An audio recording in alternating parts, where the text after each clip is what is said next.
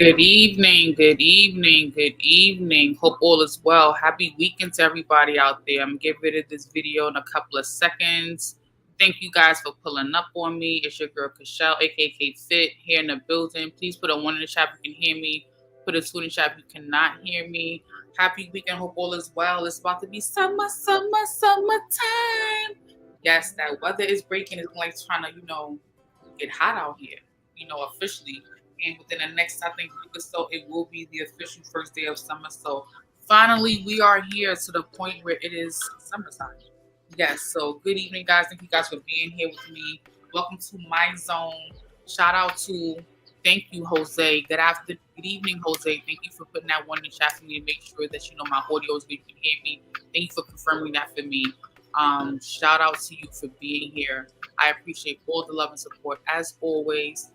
You know how I do, but at the beginning of all my shows, I want to definitely send a special shout out to my day one subscribers. I wouldn't be where I am right now with 320 something subs without you guys, as well as the new people that just say, you know what, I like her, I want to see what she's about. Shout out to you guys as well. Also, shout out to everybody who's following me on Instagram. My Instagram name is Kashelle_fit_now. On Facebook, it's Kashelle FIT. On my website is www.kfit.club. Check out my apparel, check out my services, check out my photos, my gallery, my blog. Check out more about me. And my email for all you guys who need to know is Kashelle, KYCHELFITNOW Yes, that's about me. Want you guys to definitely know that. Hope you guys are having a great weekend so far. I also wanted to tell you guys I am offering a $10 one-day meal plan for anybody who is interested. The $10 one-day meal plan can be a cardio meal plan. It could be a protein meal plan. It could be a raw diet. It could be various things. It doesn't have to be just necessarily a weight loss. It could be a high protein diet. It could be many different things. So let's get into that. If you're interested in that, please make sure you leave a comment, DM, call me, text me, say, hey, Kashelle, what's that about? How can I get down with that? I've been really busy. So at this point, you guys are going to have to give me 48 hours to respond with your services, via email for your plan. But yes, that's what something's coming up for new for KFIT. I've been doing the $10 one-day meal plan. So basically, get on board. If you're trying to get a new workout, trying to get a new exercise regimen going, you're not sure where to start, you know what to do, where to go. You need to get on top of this. And it's been a great journey. I'm going to get rid of my music right now so I can have all of you guys' attention because I really feel like I couldn't really hear myself when I was talking initially. But, yep, that's what's going on. So, again, make sure you guys hit me up if you're interested in the meal plan. Again, it could be a cardio diet. It could be a raw diet. It could be a vegan diet. It could be a meatless diet. It could be a high-protein diet. This is the $10 meal plan. It will include a breakfast, a lunch, a dinner, and 2 snacks. And it will help you begin your fitness journey somewhere so you're not afraid to say, I don't know where to start. So definitely check me out on that. 1 minute for a quick ad. I've been talking a lot, and I'll be right back, guys. Okay. I work out all the time. I can do lots of different moves. I have never been able to do one full push-up. Push-ups are the best way to start your day. I will try one standard push-up. It's not the best push-up, but I can get down and get back up. And here is today's YouTube art for today's show. Today's main topic show tonight, we're going to be taking it back to childhood. Childhood versus adulthood, then and now. I'm going to talk about from my generation, my birth from the 1980s to now 2023. I'm going to definitely hit home on that and share some memories, some experiences, some great times of, what it was like to be a kid then in the 1980s versus what I see my children, other people's children doing in 2023. It's a big difference. It is not the same childhood at all. So I'm going to definitely get into that. But before I get into all of that, I do want to make sure I show some love to all of the fathers. Tomorrow is Father's Day. Please sincerely accept my deepest gratitude to shout out all the fathers, the cyber fathers, the stepfathers, the adopted fathers, the father-in-laws, the blended family fathers, the fathers who have passed and have left us and no longer with us, all the fathers who work hard, do everything a father should do, plus more, those trying to get into their adult children lives, all the fathers of babies, infants, toddlers, all generations, all cultures, all nations. Shout out to all of you. We see all of you that are doing so good, so well in your children's lives. I definitely just dropped a short video last week, shouting out all the fathers. So again, special shout out to all the fathers. Hopefully the weather is good on Father's Day. It looks like it's gonna be good. There's definitely gonna probably be some rain today, but not tomorrow. So shout out to all the fathers. You guys are honored, appreciated, supported, acknowledged. There are too many women that make you guys look bad, and some of you guys are not all bad. Some of you guys are actually really good guys, and no one gets the opportunity to see that because one woman can tarnish your entire reputation, or there's some bad women that tarnish those good guys' reputation. So again, as Jose said, please shout out to all the fathers. You know, you guys are appreciated, you guys are acknowledged, you guys are seen. Even though it does seem like Mother's Day always outshines Father's Day, you know, honestly speaking, you guys are acknowledged, you are seen. You know what I'm saying? We know you guys are out there. Continue to do what you do. Don't stop. Do not stop at all. In addition to that, also shout out Juneteenth. We have Juneteenth popping up this weekend. We're off on Monday. Some of us got early dismissal on Friday because of Juneteenth. There's been a lot of controversy, information, and and thoughts about the whole Juneteenth experience. Some people feel like it's a great thing. Some people feel like it's not a good thing.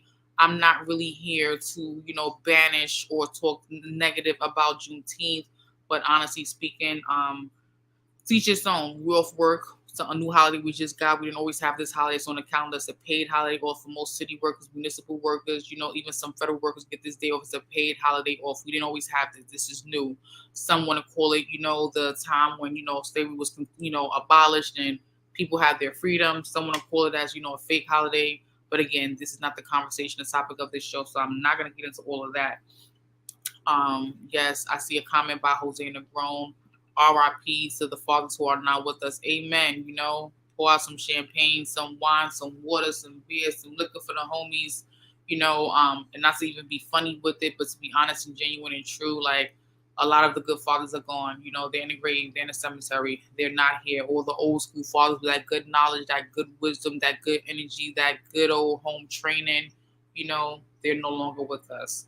And it's a sad thing, RIP to all the grandfathers, the great-grandfathers, the ancestry, the bloodline, the legacy before we even know we was even here, who we were.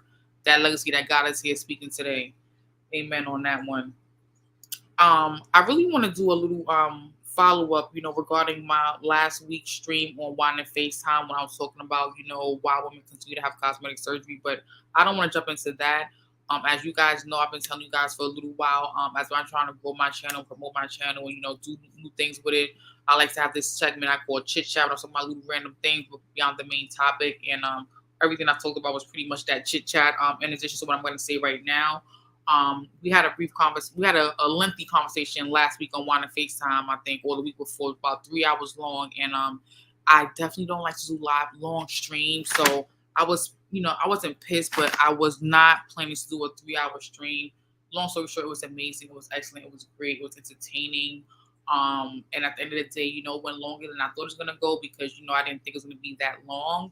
And it brought me to thinking, I should talk about some alternatives to cosmetic surgery, versus just talking about cosmetic surgery, women dying, I should talk about some alternatives, to cosmetic surgery, because a lot of people don't think about the alternatives. They just think about what's instantaneously going to work.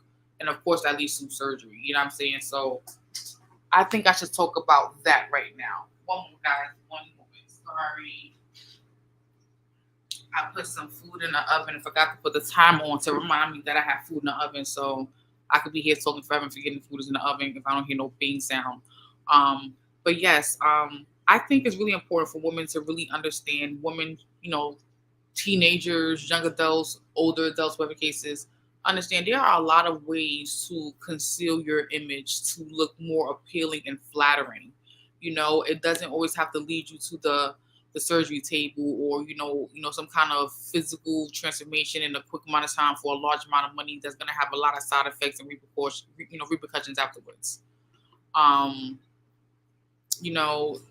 There are alternatives. So, for example, there are a lot of shapewear items out there, ladies. Shapewear is great. Let me see my camera. Like my glasses, I got these new glasses. There's shapewear. Shapewear is great. There's spandex, there's girdles, there's waist trainers. All those things can conceal your body to look more slimming or flattering and desired clothing. So that's what they're made for, and it's a cheaper investment than what you're probably doing putting your body on the table. You You can definitely invest in all of those things: Spanx, girdles, waist trainers, compression body suits, you know, all those things that alter your body for a moment while you're at a graduation, on a date, or whatever the case may be. You know, those things are good items to invest in that don't cost nowhere near the thousands of trauma or side effects you'll have with, you know, real on the table surgery, BBLs, lipo, and mommy makeover, and vagina makeovers, and all that other stuff that women are doing now in 2020, 21, 22, 23, and 2019, all these new surgeries that are out there beyond a regular facelift or nip tuck kind of thing. I think they're really, you know, they're real results. You know, I've definitely bought a waist trainer. I've definitely had, you know, some compression items. I've seen women buy the extra small girdles, the extra small waist trainers, the extra small compression suits, the extra small Spanx, the extra small girdle, just to get that desired look of the hourglass, or, you know, to hide the rolls and to hide the muffin topping, to hide the things they are insecure about, the back fat, the arm fat, or whatever it is they don't like about them. There are suits out there you can buy. So you don't have to say, I'm going to get on this table. You know what I'm saying? Like, you can invest in these suits. And long story short, yes, you know, eventually wearing these suits, they're going to be uncomfortable. They're going to be high. You're going to be sweating. You're going to just fucking want to work out and try to get some honest, you know, safe results versus, you know, the uncomfortable feeling of having on this garment that, you know, doesn't make you feel, you know, like you can breathe, or that, you know, the bars or the wires in the stomach part are hurting you, or that, you know, it's too constricted and you feel like, you know, you have to use the bathroom often, or, you know, you're having sores or bruises on your body just from wearing the garment. Like, you know, all that hassle will just make you probably just want to work out and try to honestly, legitly, easily, cleanly lose it the right way. So, for example, I want to go into some familiar body types. You know, with women, I feel like we're all the same, but we're built differently. We have the athletic woman who has a really athletic toned body, head to toe. She looks like she works out all the time, and she may not work out. She has that toned body, no jello, no cellulite, no jiggle, just toned and athletic from head to toe. Like, she may have cuts or rips in her abs and her arms and her legs. You know, athletic toned woman, not a lot of body fat, not a lot of curve, not a lot of bottom or boob or anything. Just a nice toned woman from head to toe. We have that body type. We have the curvy body type, where I think I'm kind of like the curvy body type to a discretion, depending on what my weight is, whatever the case is, which is our women who are, you know, have more, you know, thighs and legs and, you know, maybe arms and backside and boob side, you know, and it may be a proportion, you know, in that curvy, sensuous way. Then we have the women who are just straight big bone, big breasted, or heavy on top. They have more breast and bottom and hips and thighs and legs and everything else. Then there's the opposite, the women who have more in the rear and they don't have much in the front, or any hips or any thighs or anything like that, you know. Then we have the women who have the, you know, as men may call it, the wide back, the football look, or, you know, the linebacker look. Then we have women who are tall and chubby, tall and slim. You have girls that are short and chubby, short and chubby, short and, you know, slim.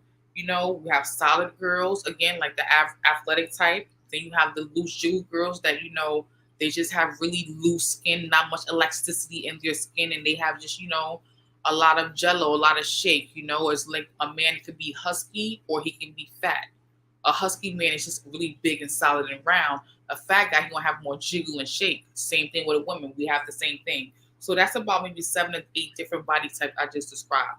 And with all those body types I just described, women can learn how to dress to appeal to the body type they have. So, for example, if you have a really big bust or really big bottom, and you want to disguise that or disclose that or emphasize that, you would dress for the clothes that accentuate that more. So if you want to accentuate your breasts more and you still think about cosmetic surgery, you would get just more lower cut shirts, more revealing shirts that show more cleavage. Or if you're insecure about your boobs, you want to get surgery to reduce them, which is still cosmetic, you can do things like, you know, wear additional clothes under your clothes to suppress those, like, you know, the Spanx or the girdles or those compression bodysuits, or clothes that don't make your breast stand out, darker colors, blacks, blues, browns, maroons, you know, or wear a few bras to try to make those breasts look a little bit smaller, as long as you can breathe and you're not, you know, killing yourself by doing it.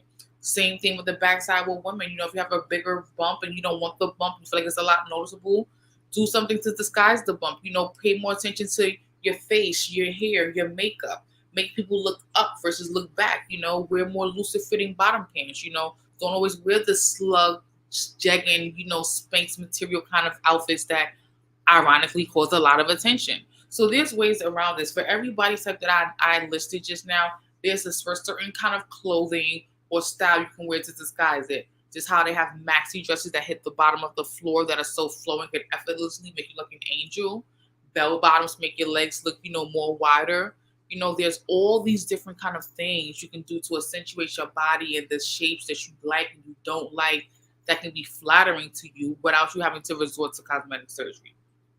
Now that's it. That's all. I don't want to spend no more time on, talking about the woman's body because, again, I know a lot of women are going to just let this go in one ear and out the other, and they're not going to, really give this much attention or anything. Shout out to my YouTube husband, the 18th letter. Hey, love. Thank you for being here with me tonight. It is what it is. I understand, at the end of the day, you can't change anyone's mind to do what they want to do, especially when it comes to the fact of, feeling like they're not beautiful or perfect enough to, get a man or go out in the street in public or do whatever it is they do. So that's just the bottom line of it. So I'm definitely going to drop the link to the chat at some point in the stream, just not right yet. I know I'm doing a lot of talking, but I definitely want to do another ad. And after that ad, I will be right back. So get yourself some water, some chips, some juice, some cookies, some snacks. Your girl will be right back. I'm going to just run this intro clip one more time.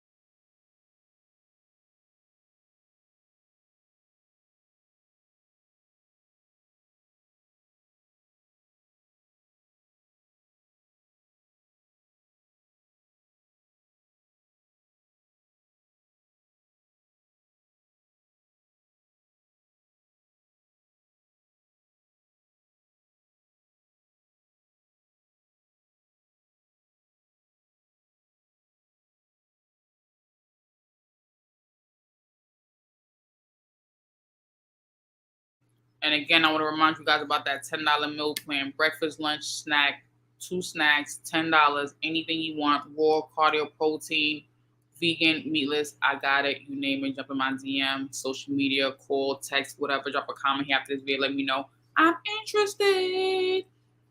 So it is now time for the main topic. So, bear with me, guys. All of us YouTube creators are trying to make our platforms better and better. Each time we log on into a stream, we're trying to get better and better all the time. So this is my main topic tonight. I'm talking about childhood then, when I was a child, versus adulthood. Then and now, we're going to be going back and forth tonight in this conversation, because so much has changed depending on when you were born, your generation. You can add so much more to this conversation because you've probably seen things beyond what I've seen. You had experiences beyond my experiences. You can relate to things that I don't even know about. I may have heard stories about my parents or my aunties or uncles, cousins, and stuff like that, so everyone can add to this conversation. This will be a cool conversation. I'm going to go back in time. I'm going to go back memory lane, going back to the 1980s, when I was born in the Bronx, New York. My mom's only child, my dad's oldest child. And I'm going to really just get into, what we did for fun, how we lived, what was exciting for us, what a regular day in the life of a little girl who was around 7, 8, 9, 10, 11, 12 in New York City, in the Bronx, New York, what did fun look like for me? What did we do? Right now we live in a year of AI and PlayStation 5 and VR and, all this realistic, fast-paced, lifestyle and instantaneous, excitement and fulfillment with social media apps and the internet and everything just quick. I want to take it back to when life wasn't even like that. We didn't have all this technology in our life, manipulating how we saw things and what we did. And, our watch telling us to go to sleep. Our watch telling us you ain't breathing fast enough. Your blood pressure ain't high enough. I want to take it back to before all that even happened. I don't want to talk about childhood. Again, I was born in the 1980s. Exactly, I was born in 1982 in New York City. I'm an only child with my mom. And I'm from the era of outdoor play. We did a lot of outdoor play. We did a lot of board game play. We did a lot of card game play. We watched a lot of TV. And that was really what life was like for me. Can you guys relate to that? Where were you born? Where are you from? What was your childhood like? That's what I'm going to talk about tonight, So if you can relate to this in any kind of way, and you have memories that's in your frontal of your brain, and you're like, oh, this is what my life was like, drop that in the comments right now. Let me know what you was going through, where you was at, where you lived, what age range you was, how things were for you. Like I was thinking about this topic a lot. I'm like, you know what? I feel like some of my topics are really not the popular high rated conversation when it comes to wine and FaceTime, but I kind of don't want to lose what I like, what's interesting to me, just to try to compare to what everybody else is doing, even if it's working for everybody. Like, I think I like that originality in me and what I bring because honestly speaking, I'm a person that I'm not always in my phone all the time. I'm a person that I hear about stuff through group chats and people telling me directly, but I'm not always relevant on all the latest politics, drama, trends, and everything like that. Despite me having all the social media, I'm not.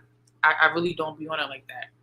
But tonight, I'm gonna, spill some of me in y'all. You know what I'm saying? So again, I'm gonna do myself everything: outdoor play, board games, card games, favorite TV shows, how I dealt with my cousins and my little friends, whatever cases. I'm gonna go into that. You guys are welcome to share and bring the same energy and experiences right here on my platform in my zone, the KFIT zone, KFIT Spears, whatever you want to call it.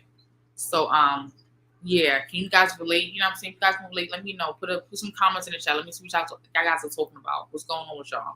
Again, happy weekend. This is happy Father's Day weekend. This is Juneteenth weekend. This is summer weekend officially approaching. There's a lot of great energy popping off right now. There's a lot of good things happening right now. And shout out to the chat. Shout out to everybody who's here with me on Conversations with Jose and the Grown, the 18th letter, myself, people who are watching, in the background. Thank you guys for being here. Hope you guys are all well. I was outside today. I'm doing a little bit of shopping. So happy I made it in time to do a live stream versus a pre-recorded. How you guys doing out there? What's going on? Let me know. Put some feedback in the chat right now. Yes, you were born in the 60s. What kind of things did you do in the 60s for fun, Jose?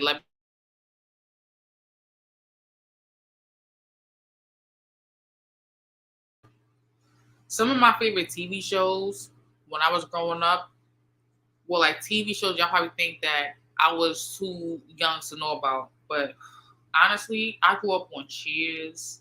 I grew up on Blossom. Of course, The Cosby Show. I'm a black girl. The Apollo, shows about the Apollo, Frasier, Friends, The Honeymooners, and Living Color, The Twilight Zone, Moesha. Yo, I love Moesha. You could not, people used to always tell me, you look like Brandy, you look like Moesha, you look like Brandy, you look like Moesha. I used to get that so much at one point. I was like, yo, could I probably get over as a fake her and make money off of this or something like that? I used to always get that. But people closest to me be like, you don't look like that bitch. That's my toaster, guys. 1 second. Be right back.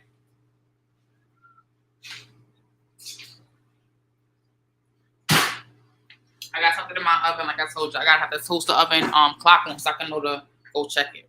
But yep, I love Moesha. I love Frasier. I love Friends. The show, some of the Apollo, The Cosby Show, Blossom, Six, Joey, Rachel Chandler, Ross, and Living Color, Jamie Foxx, Jennifer Lopez, Keenan Ivory Wayans, Jim Carrey. Like, are you kidding me? Like, I love Kelsey Grammer. I didn't even know Kelsey Grammer did Girlfriends, which is about the black girls, the 4 girls, who was kind of like, all these other shows. But those were my times, I definitely grew up on those shows. I was definitely outside, young, back in the day. A real tomboy, like musty underarms, outside all night playing manhunt and tag and all these old things like Red Rover, hide and seek, red light, green light, Simon Says, tug of war, love manhunt, was always doing manhunt. Love manhunt. Like that was life for us. It was no, we in the house all day on PlayStation, on Xbox, on the internet, streaming on StreamYard. No, we was out fucking side, yo. Our parents were born like in the 60s, whatever the case is. Y'all know what them 60s parents, you know what I'm saying? You know about that generational world. They was outside. They wasn't even watching us half the time with our grandparents. We was outside. We was playing in the hallways and the staircases, all the places that was extra dangerous. We was in all them spots, all them places, doing the most. like to the point where it was just ridiculous, climbing on walls in the hallways, you know, with our feet, you know, trying to reach the top of the wall and touch the project lights. Like, that's the kind of kid I grew up being. Real talk. Shout out to The World Is Mine. Hey, you. How are you? Thanks for pulling up. Shout out to Ramon. Hey, Ramon. How are you? Thanks for pulling up. I was such a tomboy at heart. I swear to God, like, I was always sweaty and musty. My hair was always like in an afro, like buckshots everywhere. I was always playing with the boys, playing hard, scraping my knees, getting cussed, you know what I'm saying? Getting chased by dogs and, you know what I'm saying, playing with fucking dead animals. Weird, crazy shit. But I was born in the 80s in Bronx, New York City. That's what we did for fun. We had a lot of sleepovers. We would spend night at somebody's houses. That was fun. I learned how to braid, how to cook, how to clean, learned about my body and shit like that. You know, as a little kid, like, ooh, that's what my private for. You know, and ooh, this was in my belly button. This was in my ear. Like, I always learned those things like at sleepovers, spend night at people's houses. And unfortunately for me, born in the 80s, my parents were born in the 60s. They was getting high. I was never home with my parents for the most part. My parents never lived together. I was always at somebody else's house. I was always that kid sleeping at somebody else's house because my parents was out in the streets. I had a few houses I would be at on a regular basis to the point where I would take showers, eat dinner with them, do home with them sometimes, go to school from their house sometimes. Like, it was like that. My parents were having a good old fucking time in the streets.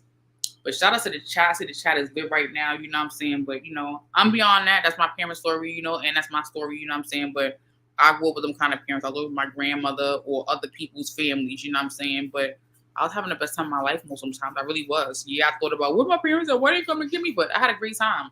Really, really did. Don't want to make this a sad story. This is going to be a great stream. I'm from that era of board games, you know what I'm saying? I grew up playing Monopoly, Connect Four, Bingo, Sorry, Checkers, Chinese Checkers, Shuts and Ladders, you know what I'm saying?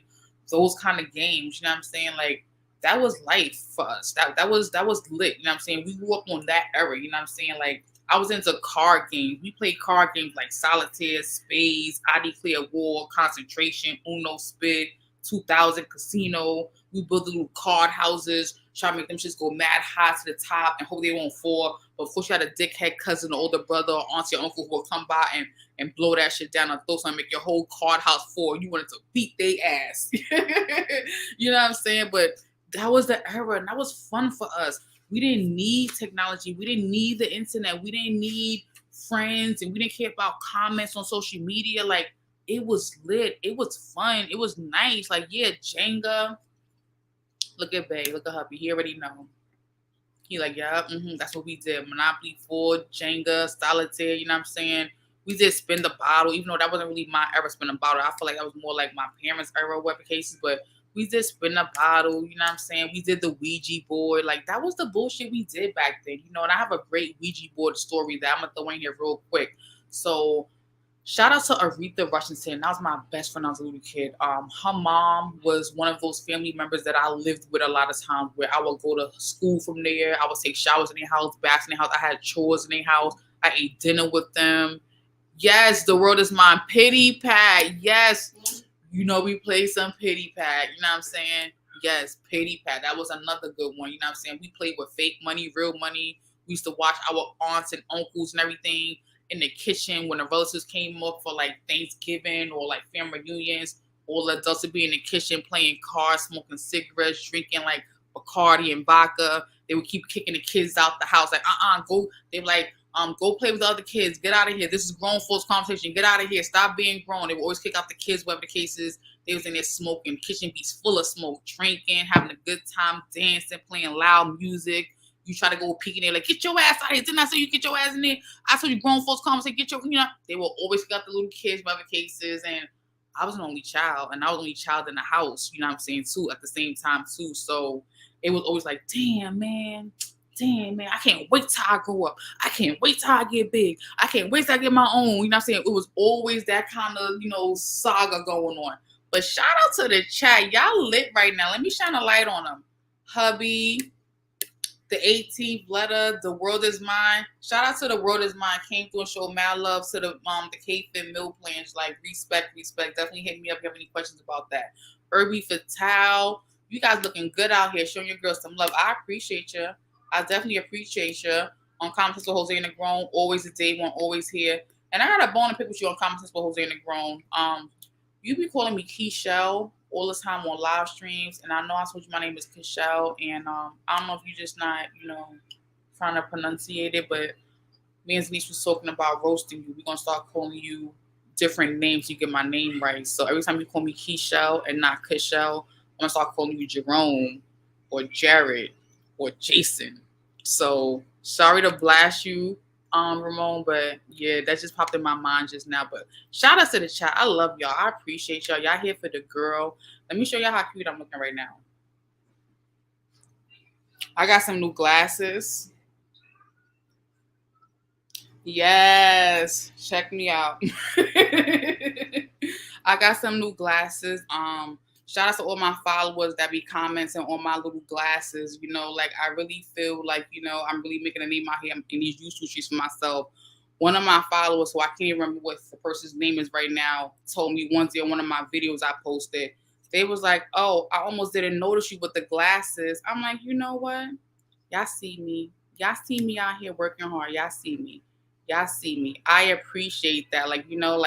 That means I'm getting interactive with my followers and my subscribers. So they're not just watching the videos and hitting the like and subscribe button, but they're paying attention to all the little things, you know what I'm saying? And that counts, that matters. I want to be genuine all the time. I want to be raw. I want to be real. And it's coming across that way. Yes, the 18 Plus said VHS tapes and cassettes. Yes. We know this. Thank you. He says, Jess, you looking cute. I'll be trying, But yeah, remember those days? That was so fucking cool. That was so lit, rewinding the tapes back when you rented the tape from the VHS store, whether it was Blockbuster, rewinding the tape back to the beginning so the next person who got the tape could play it at the beginning, you know what I'm saying? Or even the craziest little things, when you first travel with your friends outside the hood, or you first travel with your friends outside of your neighborhoods to go somewhere like Six Flags or to a beach or something like that, the experiences you had, all those things were so genuine, so exciting, so fun, so interesting, so lit. And it's today's youth, they're so out of touch with the world. I swear, it's just these kids are fucking fried internet bobbles. I don't even know what to say. Even my own kid, I be looking at her yo, you're not tired of watching that stupid video already on YouTube? You're not tired of watching these stupid GAC commercials where they making slime and food that you can't even really fucking eat? You're not tired of watching that? And she's gonna be no. I'm girl, you have no idea what fun was for me in the 80s and the 90s. You know what I'm saying? The things we did, going to sleepovers, having slumber parties, I never went to sleepaway camp, but I heard sleepaway camp was lit. That's come from my era. During the 80s and 90s, there was such thing as called sleepaway camp, where your parents would send you away for a couple of weeks or for the whole fucking summer to either live with a family. If you didn't live with a family, you did something else. You just went on a whole cool camping thing with a whole group of people. You know what I'm saying? But it was always a great time from what I hear. I never experienced it for myself, but I always heard it was such a great, great time. What happened to those times? God, these kids are still lost. God, these kids are just, they grown as fucking adults with a fucking kid body. Put it that way. Kid mind suit, you know what I'm saying, in some way. Mr. Freeze, play it. Yeah, listen. These games we had was so fun. These poor kids, they don't know nothing nowadays. They really don't. I'm gonna drop the link right now. I've been talking for 35 minutes. My mouth is dry, feeling like cotton right now, so I'm doing way too much. But I've been trying to be more organized, guys. If you can tell, if you can't tell, I've gotta just do better, I guess. But I'm trying to be more organized. Everyone says, when you're prepared, you won't be nervous. Things will go the way they're supposed to go. But this is the link right now to the chat, to the panel, if you want to join in and share some of your experiences from, your childhood to adulthood to now. It's different. Three-way calling. Yeah, I'm pretty sure you thought you was the shit, because when I was growing up, the world is mine. We had one phone in the house, and that phone got disconnected real quick. We didn't have a phone after that. We would use neighbors' phones. We would go to pay phones. We did a lot of collect calls, 1-800-COLLECT, or they have these little commercials where you can do a collect call. They give you the phone number to figure out how to do the collect call. And when you call the person, they hear your voice saying, this person's making a collect call. Do you accept the charges? Or I think it was free or something. Someone had to accept at some point. You know, you can't just connect the collect call directly. Like, person has to know it was you, whatever the case is, say, okay, yeah, I accept whatever the case is. But that was the days, like even being in the phone booth, you know, with the door that can shut, you know what I'm saying? Like, that was lit. There's no more phone books in New York City. There's no phone booths with the door you can just close and just be in there talking. All that stuff is gone. But you guys, I have my first guest for the night. So you guys know him from the Boogie Down Bronx. That's how I was born and raised. I was born in the Bronx, New York. I was born in North Central Bronx Hospital, up in the upper part of the Bronx. Please welcome my first guest for tonight. His name is Mr. Jose Negron. Hey, Jose, how are you? Good evening. First of all, thank you for allowing me on your platform. Before anything, a huge shout out to all the fathers, whether it be a biological father, adoptive father, or you just provided a positive male image to some people. And of course, I have to give a huge shout out to my own father who passed away almost 11 years ago. I just want to say, el papi, te extraño mucho. Tú siempre vives en mi corazón. Te amo con todo mi corazón. So now, as far as growing up, of course, I grew up in the. I was born in the early '60s. So basically, we had different type of entertainment as far as cartoons and programs. And to me, I'm sorry, but the cartoons of today does not compare to the cartoons that we watched in the 60s. I mean, it was pure entertainment. And some of the programs like the Beverly Hillbillies, Green Acres, Petticoat Junction. I mean, this gives you an idea how old I am. But it was a different era. I mean, we played outside and did all sorts of outdoor activities, and we played board games and things of that nature. So, and I really feel bad for the youth of today, because if you take away their social media accounts, you take away the internet, they're completely lost. Absolutely. Like I was just talking the other day. I had scrolled on the TV channel surfing, and I came across the Flintstones. I'm like, oh my gosh! Like I remember watching the Jetsons. Like I just started singing the whole theme song, Jose, out of nowhere. Like, darling Judy, Jane, his wife. I started singing like the whole Jetsons. So like it just made the little kid in me just pop out. Like I love those old things. Like that were so simple and funny and comical without it being over sexy or sexualized or like too urban or too relatable. Like those things are the classics. And I feel like at this point, like everything is just hyper over sensualized, everything what it is, and it's just like it's just a different time. It's like it makes you feel like, okay, you're getting old. If you're looking at things in this way, like you're definitely getting old. And like I'm gonna accept it, claim it, because I'm like, gosh, like I'm so out of touch with certain things. Even like this generation, which is my oldest daughter generation. You guys out there who are watching live who don't know me, I have a 24-year-old daughter. Even like her generation, I feel like everyone is just so different. I'm like, okay, I'm really getting old because I'm seeing things in a different light I never saw before. Yeah, like I said before, there was a lot of mistakes that us baby boomers did make, but there were some things that we did do right. I mean, basically, we were able to talk with each other. We had conversations. I mean, the telephone that we had, we didn't put it in our pocket. We actually hung on the wall. Now, basically, your cell phone is basically a mini computer, and you do everything but take a shower. So it's like, I mean, it's just that I know, you know, people like to crap on the baby boomers and what have you. It's just that I think we had more originality back in our day. Hey, Rakim. Yes, hello, hello. Sorry, I wanted to say that, and I want to cut him off, but I know you were being patient, waiting respectfully. So thank you for that. Hey, shout out to everybody. Shout out to my YouTube boo, Kishelle. What's going on, Kishelle? Shout out to my YouTube dad, Uncommon Sense with Jose Negron. How's everybody doing today? Oh, we're doing fine, thank you. Oh, I'm happy Juneteenth day. I know Yes. it's Well, early. Zay's about to tell us about some of the fun things he did in his childhood versus what I was talking about, because we know every generation has different things that were fun for them. So he's about to spill Absolutely. the beans on, being a 60s person, a boomer, like what was fun outside of the TV shows, like what was played like outdoors and what kind of were there board games you played or was it card games? Like what was fun?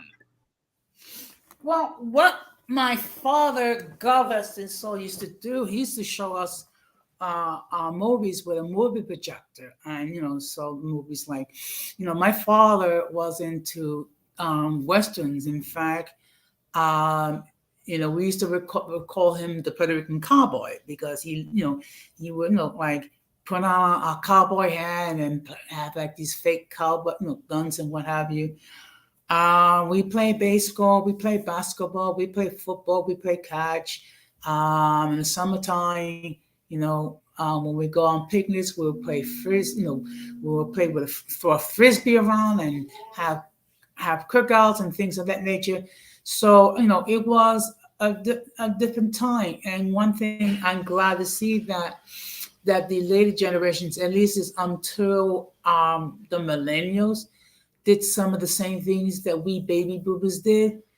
But it's you have to have been there to really appreciate it. So I can understand why some younger people look at what we did for fun and be like, "Oh, that's so lame," because they couldn't believe there was a time without the internet and without smartphones and social media. Okay, Rakim. I know we have a lot in common, so we're not that far apart in age. What can you add to the conversation?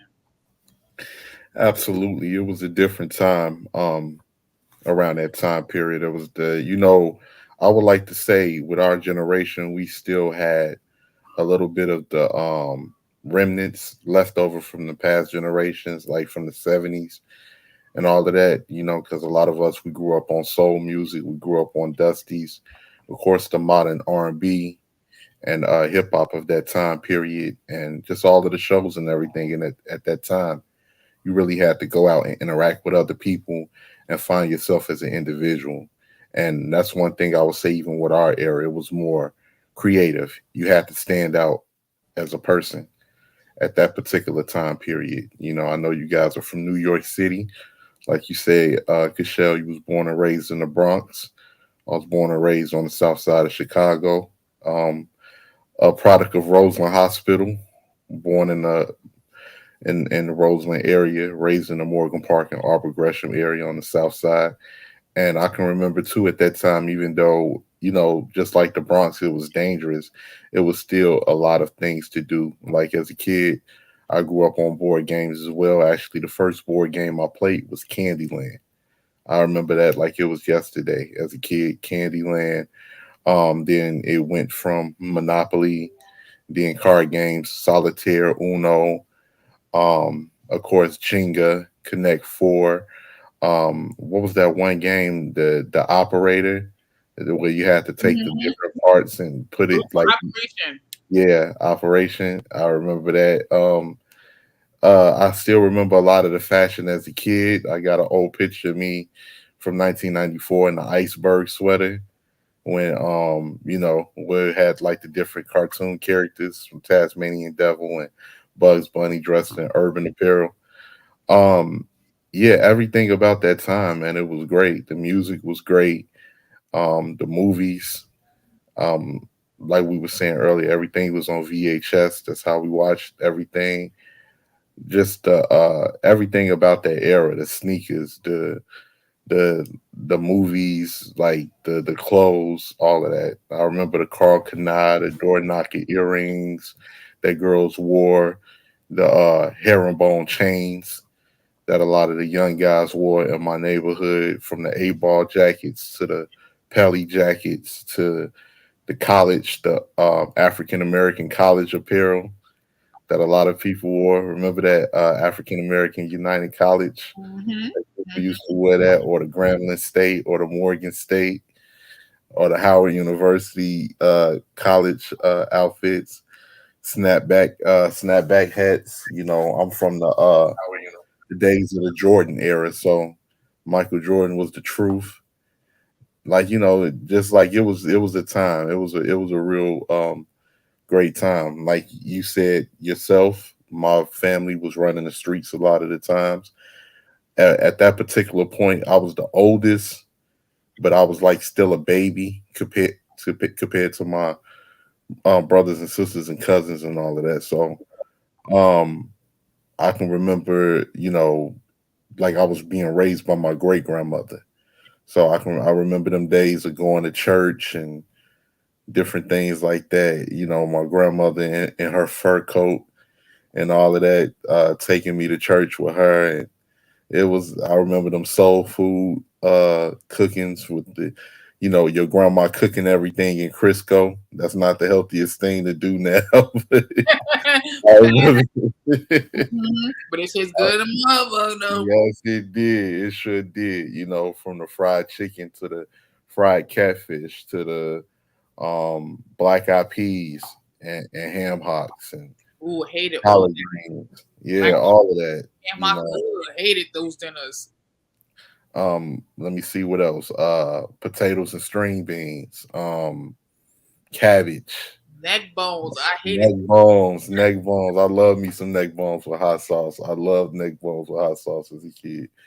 So I remember a lot of that time period, man, and it was great. I remember Video Music Box where we used to watch all of our music videos on and all of those shows. And you was broke in the hood when you didn't have cable and you would watch all of the old shows that came on at night, like the Honeymooners, the Odd Couple, the Mary Tyler Moore Show, Mm-hmm. I Dream of Jeannie. Those was like all of the old black and white shows that you would watch because you didn't have cable as a kid. I used to look forward to the Three Stooges, watching Speed Racer. It was a lot of stuff that was going on at that time.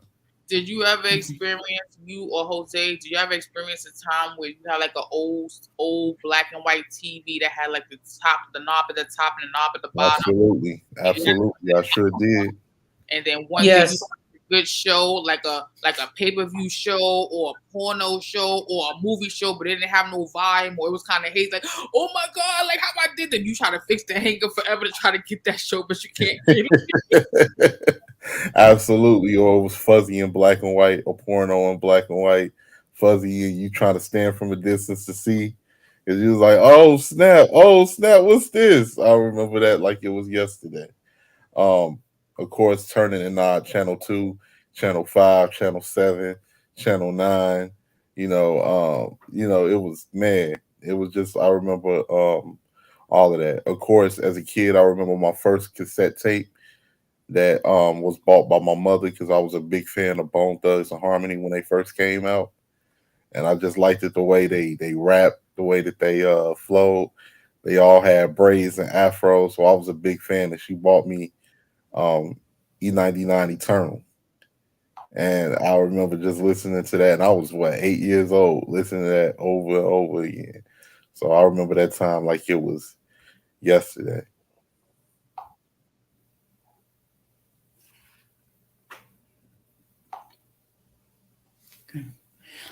Good evening, Denise. Thank you very much for stopping by. Hi Denise. Hi Just Chilling. Thank you guys for popping in. Do you remember like Jose in your time, did they have block parties? Because I remember like being like 8, 9 years old in New York City in like the late 80s, and we would have block parties sometime where it was free food, quarter water juices, hot dogs, burgers, a DJ all night. They have the Johnny Pump on, you can get wet. All your favorite songs coming on. Your parents wasn't even watching you, but somebody knew you. Somebody neighbor, somebody knew you stay outside all night, and it was a great time. And normally you didn't have to pay nothing, whatever the case is, but it would be like a block that was sectioned off in New York City, and it'd be toys, games, food, DJ, music all night till like when the clouds was turning to nighttime into the daytime, and it would be such a great time. And yeah, there probably was some kids getting snatched, whatever the case is, but it wasn't really during the time where people was going missing like that. But it was always a great time. Like, it was just a good time. Like block parties, they have that in Chicago back in the late 80s and 90s. The 18th letter and Jose, like in the 60s and 70s. Did that happen? Because I don't know. Well, I'll go ahead. Yeah, in fact, we did have a lot of block parties. Oh, sorry, go ahead. Oh no, you go ahead. Jose. Go ahead, Rakeem. Okay. Yes, they had a lot of block parties when I was growing up. We have a dance in Chicago called footworking, and we got a music like for people that don't know house music. It originated in my city, and they used to play a lot of house music, and kids used to have footworking contests. And like a lot of the footworking contests is when you pretty much do different moves and everything with your feet. It's kind of like breakdancing with your feet for people that's not familiar with it. And yes, at the block parties, it was a lot of food. It was a lot of like sometimes it was even those things where kids can go into those little what you call that, those blow up houses and flip around and different things like that. Yeah, those was the days. And like you said, if you was out, it can be, Miss Jenkins down the street that's watching you, your next door neighbors or your aunties out there, and tell you, keep your cousins close together. Y'all make sure y'all watch each other. Because, prior to that, if you didn't have any adults supervising you, everybody remember you had to be in the house before for the lights came on in the streets. If you wasn't in before the lights came on with the streets, you would get a whooping. You got whooped in front of all your cousins. Everybody watch that. You got whooped in front of all your cousins. You got embarrassed, and don't let you and your cousins get into it because y'all both gonna be bringing up the times that both of y'all got ass whoopings to hurt each other. So. That's true. You be something like, he was there too, and she was with me, and she told me about it, Shout out to Judge. They had block parties. A woman said, "Okay, cool. So we all on the same vibe. Jose, 18th letter, everybody in the chat. We all on Denise. Back in your country, back in Puerto Rico, or do they have block parties? Was that a thing? You know what I'm saying? Like, put it out there. I want to hear what y'all guys are saying. I'm happy to know that we all have some similar experiences. Like, have you seen a black party in 2021, 22, 23, 2019, 2018, 2017? No.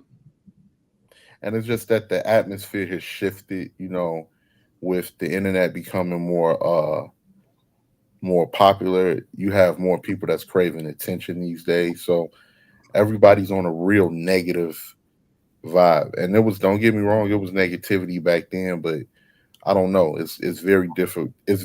Television is very different from the internet. Yes. We had television that was, uncut, certain shows depending on if you had cable and different things like that. But these days, it's extremely different. Like, I can remember a lot of the shows we came up on. I can remember being a kid watching New York Undercover. Yes. Living Single, Martin. I don't know if you remember Rock. I remember Rock as a kid. My mother used to love Rock. I didn't really like Rock that much, but my mother was go hard for that shit. Yeah, Rock always had strong messages and everything in it. Matter of fact, I'm gonna send you a clip that I would like for you to play whenever you get a chance, because it was always when we was coming up in the 90s. It was always very strong messages in a lot of our shows and stuff like that. But I'm gonna pass the microphone to Jose. I'll be right back, y'all. No problem. Thank you. Go ahead, Jose. Okay. In fact, not only do we have like like block parties, we also had like street carnivals, like like at least once or twice a year, usually in the springtime and sometime in the summer months when we were able to, get on rides and what have you. And of course, there was always good food and Good evening, Ramon. It's 187 days until the first day of winter. Hey, So let me Tichel, panel, what's going on, guys? hi. Jose, I don't want to hear about cold weather yet. I mean, yes, it is a little bit warm, more warmer than the usual. Today was 108. But it's just a little bit, just a little warmer than the usual. I can handle it. I'm not complaining. But yeah, today it was a little warmer than the usual. But I still don't want to hear about no winter. Stop it. Stop it, Mr. Freeze. I don't want to hear it. Yes, that's what his name should be, Mr. Freeze, yo. You should be Yes, Jose, Mr. Freeze Negron. Yes, it should be official from this moment on. Don Jose is Mr. Freeze Mr. because Cold he's Ice. always talking about the freaking the freaking cold weather that we don't want to hear about. Let it be warm. Let it Well, be warm. It's a cycle. I well, hated Beavis and unfortunately, Butthead. well, oh yeah, you know, you have to have a certain appreciation for basically what I call no intellectual content like Beavis and Butthead. But Hmm. there was like so many such great shows and what have you and things like that, like I Dream and Genie, Bewitched, Goma Powell, USMC. So I mean, it was a different era altogether in the '60s and '70s, and it's just that in the '70s it continued with all the great cartoons out there. Now I know that I'm like the senior citizen here, but the fact of the matter, it was a different time growing up in the '60s and the early '70s. Well, I mean, you were mentioning Beavis and Butthead, I started watching the Beavis and Butthead when I can actually get a TV with cable that will actually tune in on MTV. And that's when I learned about Beavis and Butthead. And they were very particular of their time. But I know that I think on Paramount Plus, I think they have a new series, Beavis and Butthead. There is like a new series with those two, but it's done differently. It's done differently. Have more of a dynamic thing to it. It's not done the same way as it was done back in the 90s. I think Uh, Jackass is the new Beavis and Butthead.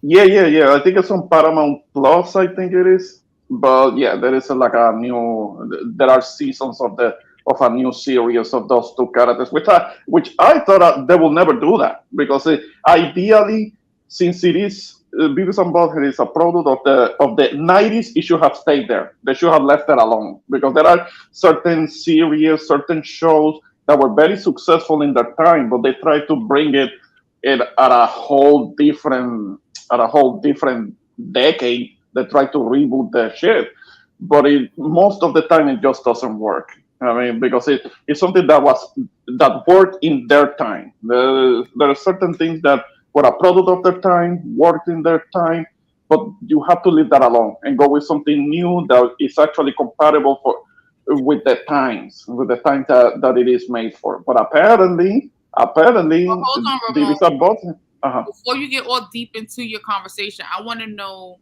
what was like the fun things you did back in your time. Like, what was fun, interesting, like kid play in your time, wherever you was. Were there like Mhm. block parties and stuff like that? Then you can finish what you're saying. Oh, okay. By the time I was like 9, 10 years old back in my old neighborhood, I mean, of course, we will go out, we will play, ride bikes, we will play, baseball in the middle of the street with a tennis ball. Anybody who is Puerto Rican knows how that goes. How do you do that? How do you play baseball with a tennis Was ball? it stick ball then? Maybe there was a broom handle available, but sometimes you will just use a tennis ball and you will just ball up your fist and use your arm as a bat. Oh hell no. You will punch. Oh yes. That's how we played it. That That's was how we the played kids it. though. All the kids did that though. I know I did it, and I didn't even follow baseball like that, but that was a common thing to do. Even at school, we were doing it because we will be out because it was a basketball court in my elementary school that it didn't have a ceiling over it, so we will get to the in the basketball court, and we will play quote unquote baseball with a tennis ball. We did it. I did it. So that was a thing. And also in my neighborhood, we I will never play heard that too. this before. Thank you for sharing with us. Yes, yes, and of course after that, a couple of years after that, it was kind of like a balance because the first like Nintendo console became available, which was a big deal for us. We would play that, but we would also be outside riding our bikes. Eventually, when we started growing up a little bit, we started playing, going to the basketball court and shooting some hoops also. So we will play baseball and basketball, and we will ride our bikes. Yeah, it was a great time. It was all the way until I started becoming when after I became a teenager, and then when I started high school, then I started to do other things. I wasn't going around riding a bike, but I was working more. But I will still go out and hang out. And when it comes to parties, you were mentioning something about the parties. Uh, Something that I did so when I was in high school, when I started high school, we had parties at the school itself a couple of times. But that was a different time. That was a time when it was safe to do that. I don't think that could happen today. They couldn't do that today because it will turn into a shit show really quick, and somebody will start fighting and something like that. It wouldn't that wouldn't happen today. I'm talking about back in 1991 or something like that, where I saw that happening at a public school. They allowed it. They allowed having kind of like let a DJ come in and organize a party for the students because we were all. Sorry to cut you off, Ramon. What does that mean? Party de Medicina? Well, no, I was gonna get to that. I was gonna get to that because that's another thing. There were a couple of times where we did have parties at the school, but there were also what we call the parties de marquesina, as you said, which is basically a party in a garage. Now, the way that the houses in Puerto Rico are built is a little different because you will have kind of like the front of the house, and then you will open a gate, you will enter your car, and through a door you will end up in the kitchen of the house, and there will be a front part, what we call the el balcón, which will be kind of like the balcony. Those two things will be connected, and all the area at the end, at the bottom end of the garage, there will a DJ could set up a table with speakers and all of that, and they will play music, and people that knew each other in the neighborhood could come together and have a good time. But again, this was in the beginning of the 90s where doing that was still okay. That was still safe. After that, we didn't do that anymore because it wasn't safe in my own neighborhood. When I was growing up, it was next to the projects, so there was a good possibility that certain elements that we wouldn't want there could show up and try to start shit. But it was kind of like a cooler, a more innocent time where that shit wasn't still happening yet. That's something that will happen later on, and you don't see these kinds of activities happening anymore. Maybe somebody organizes a party that will be in the project, and there will be people that know each other, but they will take a risk of somebody trying to start shit, and somebody pulls a gun and starts shooting. There is a danger there. I mean, and we wouldn't want that happening in the neighborhoods. It was kind of like the urban neighborhoods that will be next to it. But I did saw it, and that's like a time, like a relic of a different era, because that's not something that you see anymore. Maybe you could see something like that happening, but in the rural towns, in the countryside, in the rural towns, maybe there. But in the metro area, in metropolitan San Juan, no. Mhm. You just wouldn't see it. Absolutely. I like what Just Chillin is saying about the Game Boy, the Super Game Boy, Nintendo, Super Nintendo, Sega Genesis, all of that. Like, I was never fortunate to have any of those game consoles. Like, my parents didn't buy me that shit, but I always had a little cousin who had everything, and he was my favorite cousin. So whenever he had a game, I was right there with the second joystick, like, I want to play, I want to try Duck Hunt, all of that. I was always there with the gun playing with him. That was my childhood experiences. Like, things are priceless. Like, you cannot tell me TikTok, YouTube, and Instagram, and the Discord and all that is way better than what we grew up on. Like, the fun, raw, like, it wasn't even a lot of fat kids back in the day. We was always outside running, burning calories, playing hard, sweating, coming home stinking like a damn dog. Like, we had a damn 8-hour job. We came home, we was ready to eat, take a shower, go to bed. We was tired, literally. I remember during my days in high school with my first girlfriend. I asked my girlfriend to dance with me.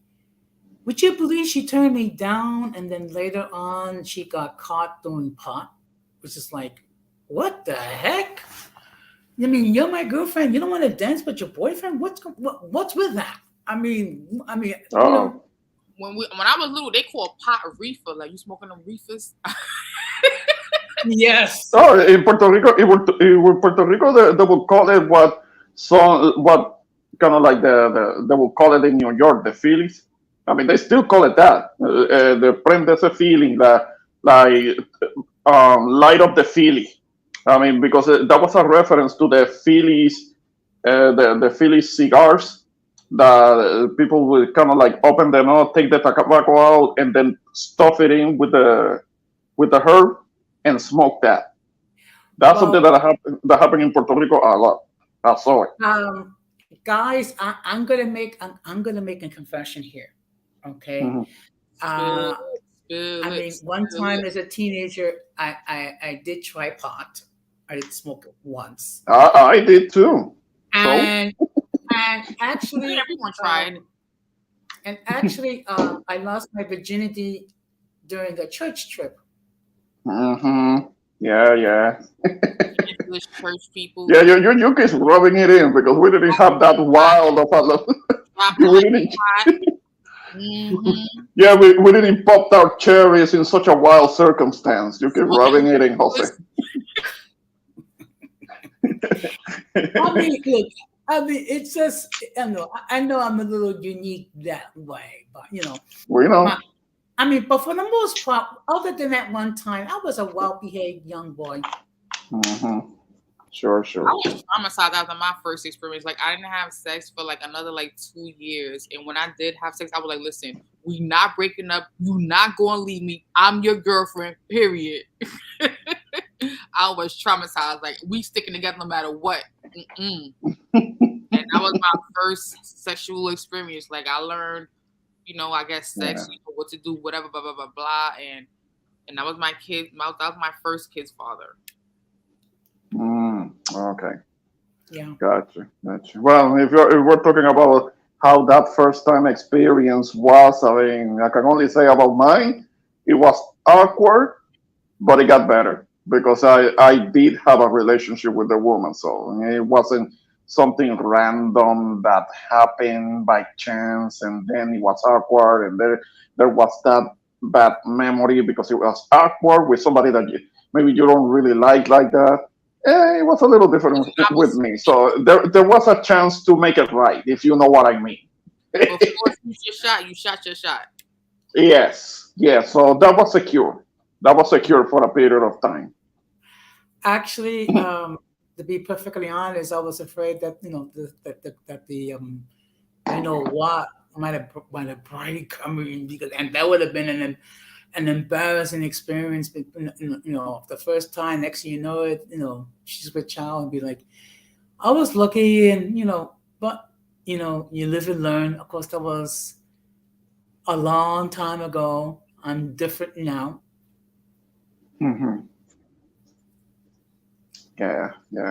But that was all in the 90s. I mean, that was the decade that I came of age. I know that I'm coming across as being hella old myself, kind of like Jose's little brother or something, but I'm still fairly old. Yeah, but the 90s was my decade, man. I came of age. I did a lot of growing up during that time. I grew up on Yep. Ghostbusters and stuff like that. That was my era, Ghostbusters. But you mean the movies or the cartoon? The movies. Okay, because there was a cartoon that was actually kind of like in the same universe. The cartoon was pretty good. I like the cartoon. There was a cartoon you should check it out. But the movies I remember seeing. I think it was only the second one that I saw in the movies, and and it was scary because the bad guy in that movie was scary. It was like this really evil looking guy coming out of a painting. From what I recall, I will have to see it again to because it was pretty good. It was a good movie. I want to comment what people talk about in the chat about smoking. Like, I was late with smoking. Like, I didn't smoke in high school or college. Like, I smoked at like 27 and older. Like, I was so late to it. So Wow, in your 20s, wow. The thing is, I tried it. I was still a teen. I was a teenager still, but I was already like 18, 19 years old when I first tried it because it really wasn't my thing. But because in that old neighborhood, a lot of people they do it. So eventually, I will hang out with somebody who will do it. And and I mean, come on, Puerto Ricans. Many Puerto Ricans are just weedheads like that. So eventually, you come across somebody who does it regularly. And yeah, they tried it. The very first time that I tried it, I went over. I overdid it. I overdid it, and I kind of like got a little spaced out when I wouldn't react to people talking to me, and I did get a little sick, and I learned the lesson. I learned the lesson. By the following time when I tried it, I just tried it just a little bit, so I could make myself feel relaxed, and it was a good feeling. But I never got the habit. I never got the habit because it's okay. One can feel a little chill, relaxed, and all, but I couldn't get the habit. There are other people that get the habit, but I didn't. I still believe that in a state like this, like in here in Texas, it should be allowed for recreational use. One can get it here with prescription for kind of like medical, the medical CBD oil or some form of cannabis by prescription. One can get it here, but recreationally, no. But there is legislation that the activists are trying to pass. Hopefully, it doesn't get struck down. It doesn't get vetoed by the governor. I mean, like have some goodwill. The governor is on a good streak. He's passing some good laws. So I hope that if it gets to his desk, that he can actually pass that. It doesn't get struck down. by the way, Ramon, I heard on the news there was like a tornado in Texas or like some kind of tropical storm that flattened a lot of homes. Everything good in your area?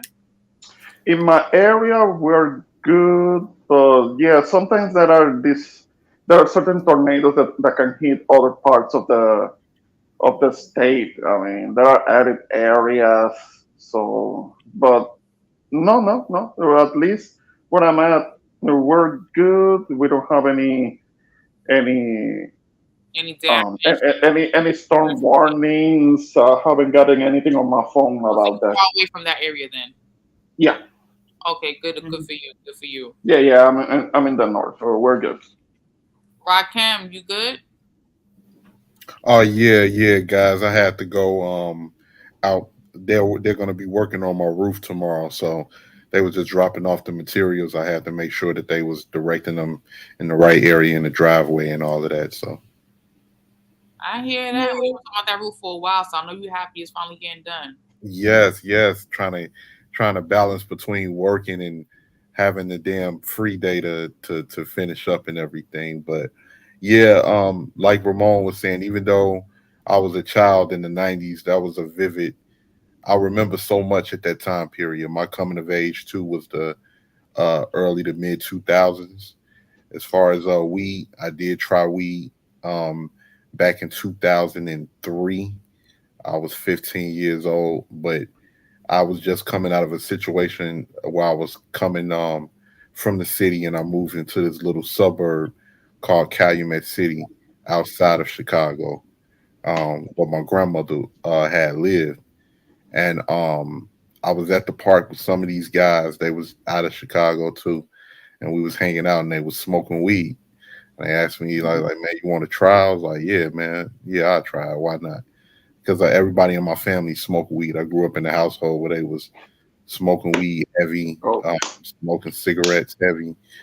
So I tried it, but my grandmother's way of parenting was just shame. She didn't even have to do anything. I came in late because she worked, and I thought that she was asleep, and I came in at nighttime, and she popped right up. She was like, "Oh, Rakim, where you been at? You been out here all night? You know you got to go to school, boy. What are you?" And once she got close to me, she just stopped everything she was saying, and she was just like, "You know you got to go to school, boy. You didn't get your clothes.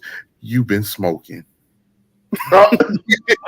ah, damn, she didn't really have to say much. Just to tell it was like, yeah, you messed up now.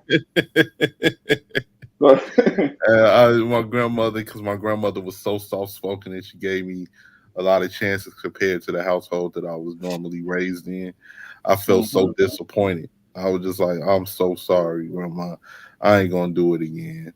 And she was like, she gave me that's a gateway drug, and it leads to all these other drugs. And you want to be like your other family members? And I was like, no, no, grandma, I don't. And from that point on, I left it alone. But what you were saying earlier, Kishel, you came up on Ghostbusters. I'm right behind you in the era of the Ninja Turtles. So by the time the Ninja Turtles came out, that was my era with Vanilla Ice. Go Ninja, go Ninja, go. oh, that sucked. That's the second. You're talking about the second movie. That movie sucked. You know what I Yeah. mean?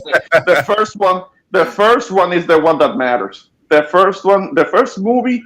Check it out. You haven't seen it? Check it out. That's the only movie that matters. I mean, I think that they have come out with some movies, even with Michael Bay's involvement and all, but and they're coming out with like a new series or like a new animated movie, but it looks like shit. So I'm gonna leave it alone.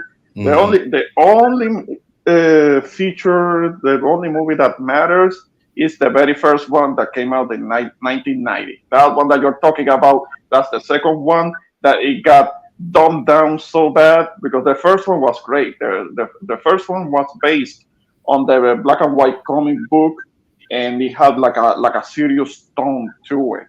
It was Yeah, great, great. I did hear that the comic books did have a very serious tone to them Yeah. at that particular time period. And yeah, I definitely remember Ghostbusters. I remember I remember the whole, even though I was a kid, I remember the 1992 Dream Team.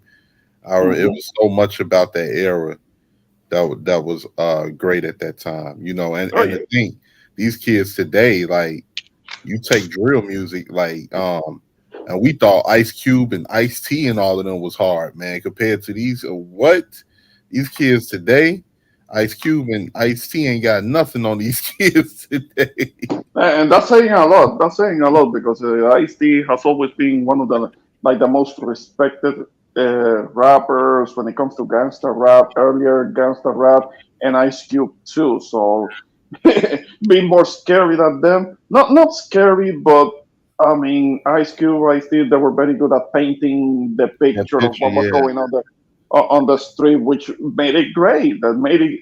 It was a good thing because they were intelligently telling the stories of the street and what happens, and they were not really glorifying. I never got that vibe that they were No. glorifying violence. They were saying this is are the things that some of these guys are doing on the streets, but there are consequences to it. I mean, because a lot of the Absolutely. time in those stories, at the end, the guy will get shot. The guy will end up in prison. There will be a consequences in the end. That's kind of like if you watch some of the gangster movies, it's kind of like the same thing. I don't think that there was that much of a difference. I think that a lot of these guys, these rappers were influenced by the gangster movies, the mob movies. Where okay, Absolutely. during the movie there was a rise of the mobster criminal.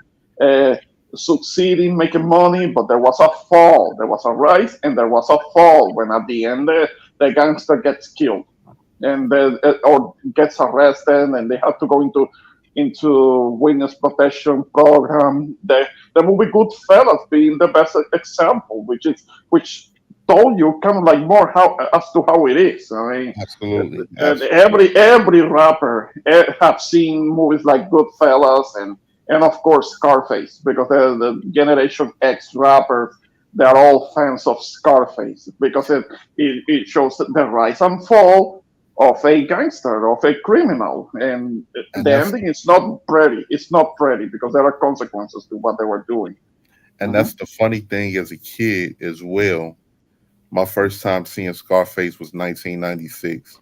And I Mhm. remember my mother asking me that I want to watch Scarface. My mother, she was young when she had me, so she was out there, as you should as I should say. So a lot of the things I watched, I wasn't supposed to watch, and I remember, not really understanding as a child, what an antagonist like that. It had to be a good guy for me, and since Scarface, since Al Pacino, Tony Montana was the one that was in the movie all throughout the movie. You thinking of him as the good guy. So I remember not understanding at the end when he died because I'm like, no, this is not how it's supposed to go. He's supposed to live and get out of here because in your little childlike mind, Mhm. you're thinking he's not supposed to die. And I Yeah, I remember remember. I was like, I was like, Yeah, I absolutely. remember seeing that with my mom Uh-huh. years earlier than you because I mean. Yeah, That movie came 83, out in 83. 1983, and Yeah. later in the 80s, that movie was out, and I remember seeing that with my mom, and I didn't understand also the ending and how Scarface will keep getting shot and getting shot and getting shot, and he was still standing, and that's when my mom explained to me, look, sometimes when somebody is so hooked up on drugs, Right, then right. it's a stimulant that keeps them off. It can keep them Uh-huh. off. They don't go down so easily. Drugs can do that. And Right. I was being a little curious in that. Yeah, because in my own family, there was a relative that I had who I was always hearing about him getting sick, getting this symptom, that symptom, bloody, blood, bleeding out of the nose. I will hear about that for a long time, but it was later on when I actually got told why it wasn't. That's because he was a cokehead. And Yeah, I mean, at that time period, whether you talking about the 80s and the 90s, whether you was on the island or in the mainland, it was the same song and dance. It was like, Mhm, it was the same song and dance. And we knew a lot of people that were relatives and people and non-relatives in our neighborhoods. I can remember at one time, and I know Cashel remember this. I can't remember who made that song, Cashel, but you remember it was a song back in the day. It was kind of like a rap song. They got the kids singing "Your Mama's on crack rock." You remember that? Mm-hmm. You remember oh, that? Oh Your my mama's goodness. on crack rock, and then the boy and then girl like, no, she's not, and then like, yeah, your mama's on crack rock because that's how kids was. Kids was cruel, and if they found out your parents was on drugs and everything, they would bully other kids like, man, your mom's on drugs or your mother is smoking rocks, and that'll turn into a fight, So, even though for kids. alley or something like that. You're like, what? What you say about my mother? Yep, exactly. So but yeah, man, that was like what you were saying, Ramon. That was I remember even watching it with my uncle. I'm like, wait, so who's the good guy, who's the bad guy? And then my mhm, uncle just tell me it ain't no good guys. And I yeah. was like, what you mean? I was like, Tony Montana's the good guy. And then like I remember getting upset because I'm rooting for Tony Montana to make it out the movie. And then he was like, you know who was the gangster in? And I was like, who? He was like Sosa. And I was like, No. So no. Well, Sosa was the boss Yeah, in South America who yeah, had him killed, and yeah. And that's yeah, what he yeah, was yeah. saying. And Yeah. that's why he was saying that. That's because No, with the but they kids. got remember. Unfortunately, Tony Montana couldn't be like Superfly. Superfly, he was the white. He was the guy that got out. Yeah, yeah, If he you have was. seen the movie, he was doing the Yeah, same thing, kind of like the drug dealing and all of that. But he was the guy who got out. he Yeah. was one of the few. Yeah, that was one of the few movies where he got out. Same thing with the Mac. But yeah, those was Oh, definitely. the Mac is a great movie. Oh yeah, yeah. Whoever haven't seen that one, that movie was ahead of its time because it came out like in 1973, and that movie could have come out like in 1981 and still have been relevant and timely, and it was it was a good movie. I thought it was ahead of its time, the time that it came out. Yeah, because Absolutely. it didn't feel like what they call black exploitation, because Yeah. a lot of the black exploitation movies eventually they started to feel like a bit of a joke.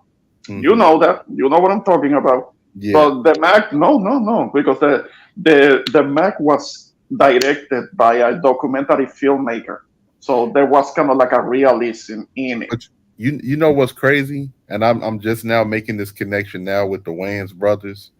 They Hmm. followed in Keenan Ivory Wayans' footsteps by like making Menace to Society while drinking your juice in the hood, making fun of hood movies, because he was the first one to do that, making fun of black exploitation movies, and I'm gonna get you sucker. Yeah. And then Yeah. they follow his footsteps. The younger brothers follow his footsteps and made Don't Be a Menace in South Central. And then of Hmm. course they made Scary Movie down the line. We're making fun of all Yeah. of the different horror movies. So I just learned. I was like, I just made that connection just thinking about it. But yeah, at that time period, and what was you dressing like back then, Cashel? What was your clothes of choice as a young girl growing up in the Bronx? Oh, she was wearing the acid jeans, acid wash jeans. And they were tied. They were all tied, and throwing attention. Huh? Reeboks, the big scrunchies, the big fluffy socks, like the cartoon characters on big T-shirts with like TLC on it or SWV, like the little hood $5 T-shirts with your favorite R&B singer or rapper on it. That was Hmm. definitely look a lot of acid wash. A lot of jean jumpers, like the full jean jumper look. We was definitely into that. The OPP jackets. Oh man, like I wasn't even in Jersey, but we was definitely pumping the naughty by nature look, you know. We was Hmm. Oh man, how could we forget? How could we forget? That's one of my favorites. Not Naughty by Um, Nature, Ramon. Yeah, yeah. That may be my favorite group. Yeah, They're up there with like Cypress Hill. yeah. From Cypress that Hill was good. back in the day. Yeah. But you know what's crazy? The funny, yeah, even Eminem gave Tretch and Naughty by Nature they props. He said he used to Hmm. want to be like Tretch. He wanted to rap like him. Yep. Yes. He was one of the kind of like the ones that made it really mainstream. And Nothing by Nature was one of the ones that really made rap.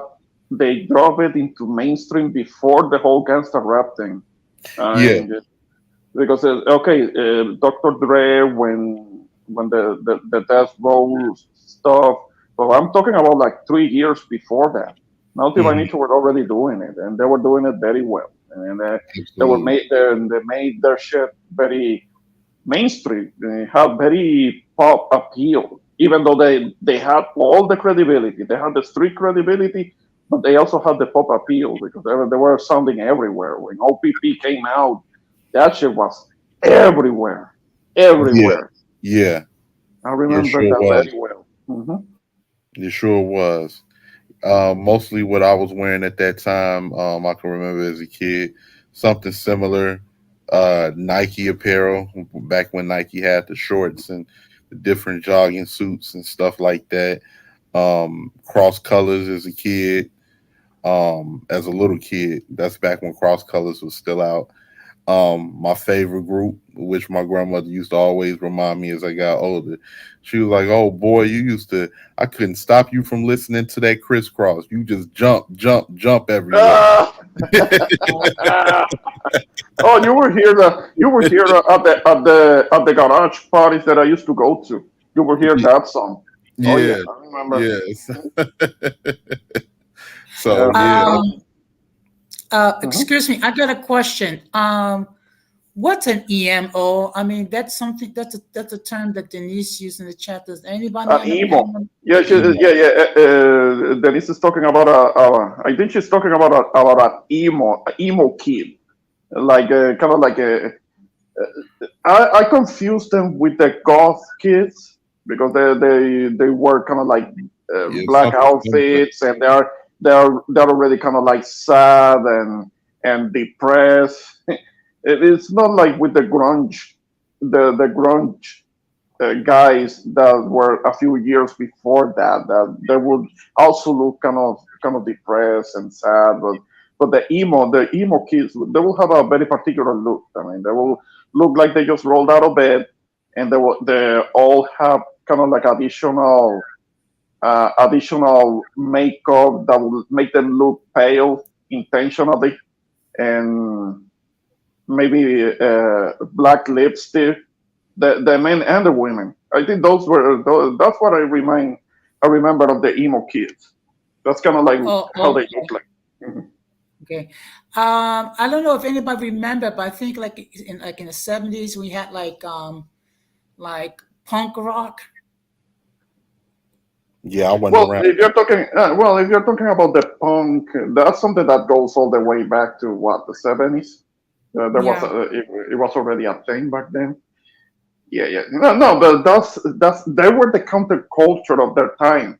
The punkers, I mean, with the spiky head, and they were very rebellious and all of that, and they were the kind of like the counterculture of their time. Now it's more normalized. I mean, the messed up hairstyles with the with kind of like the purple and green colors and things like that.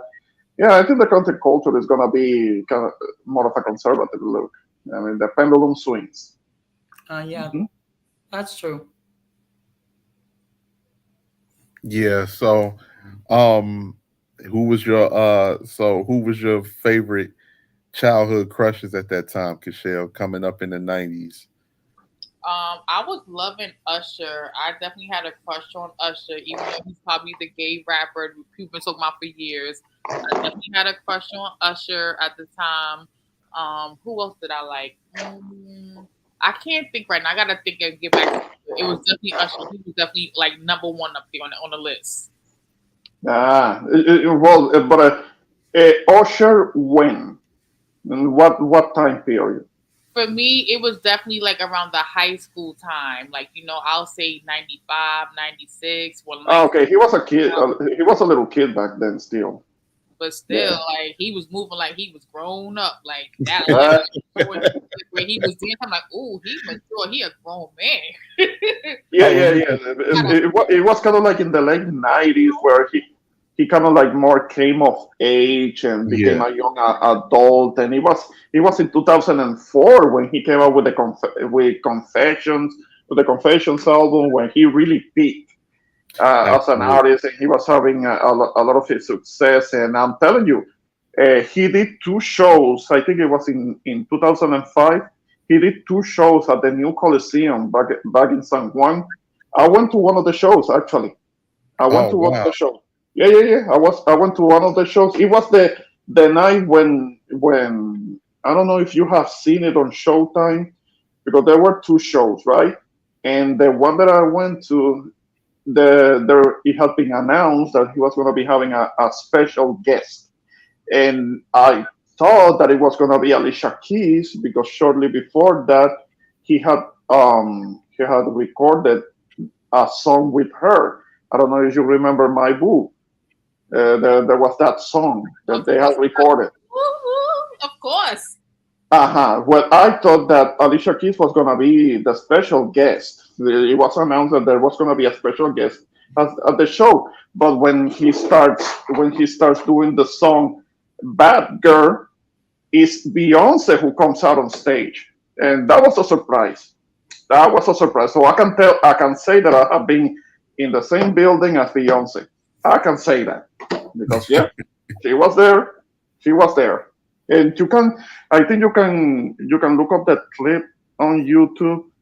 It was a Showtime. It was shown on Showtime, and when they do Bad Girl, it was actually Beyonce who comes out on stage and she does a little dance, but she doesn't sing. I don't. She doesn't sing, but she does dance, and I was there. It was a pleasant surprise. Yeah. I'll say my first crush coming up was Ananda Lewis. That was actually my first. Like, will I say that's my first? Because like I did like Adina Howard. I ain't gonna lie, as a kid, I did like Adina Howard. Well, that first album is the shit. The whole album. If you haven't heard it, I strongly recommend. That you hear that album. Adina Howard. Yeah, that album. I remember that. Do you want to ride? I remember that. No, yeah. Because the whole freak like me. Do you want to ride? And okay, those songs are suggestive, but listen to the whole album. The whole album is actually excellent. I mean, it's a classic. It's an underrated, unappreciated classic. Yep. I'm saying it because I love every time I listen to the album, I listen to from beginning to end. I don't skip anything. Because I was a kid, and like how older adults are, like they was in their 20s and stuff. They was in their 20s, but my uncles messing with me as a kid, 8 years old, 9 years old. They're like, you see what she's doing on the video? That's what girls do. That's what girls. You'll see when you get a little older. And I was watching Adina. I was like, that's what girls do. He was like, yeah. Oh yeah. Yeah. And I'm kind of. I'm not. I shouldn't be looking at the comments, but I'm seeing something about what I mentioned about Usher in Puerto Rico, and Denise is confirming what I'm saying. Even the governor was at that show. No, there were people. I remember there were people that were coming from other countries, all the way from Hong Kong to the island to go to that show. It was a big deal. Wow. It was a big deal. Yeah, people from other countries were traveling to Puerto Rico to go to that concert. Oh yeah, people that barely spoke English and no Spanish. Oh, excuse me. I'm sorry. Mm-hmm.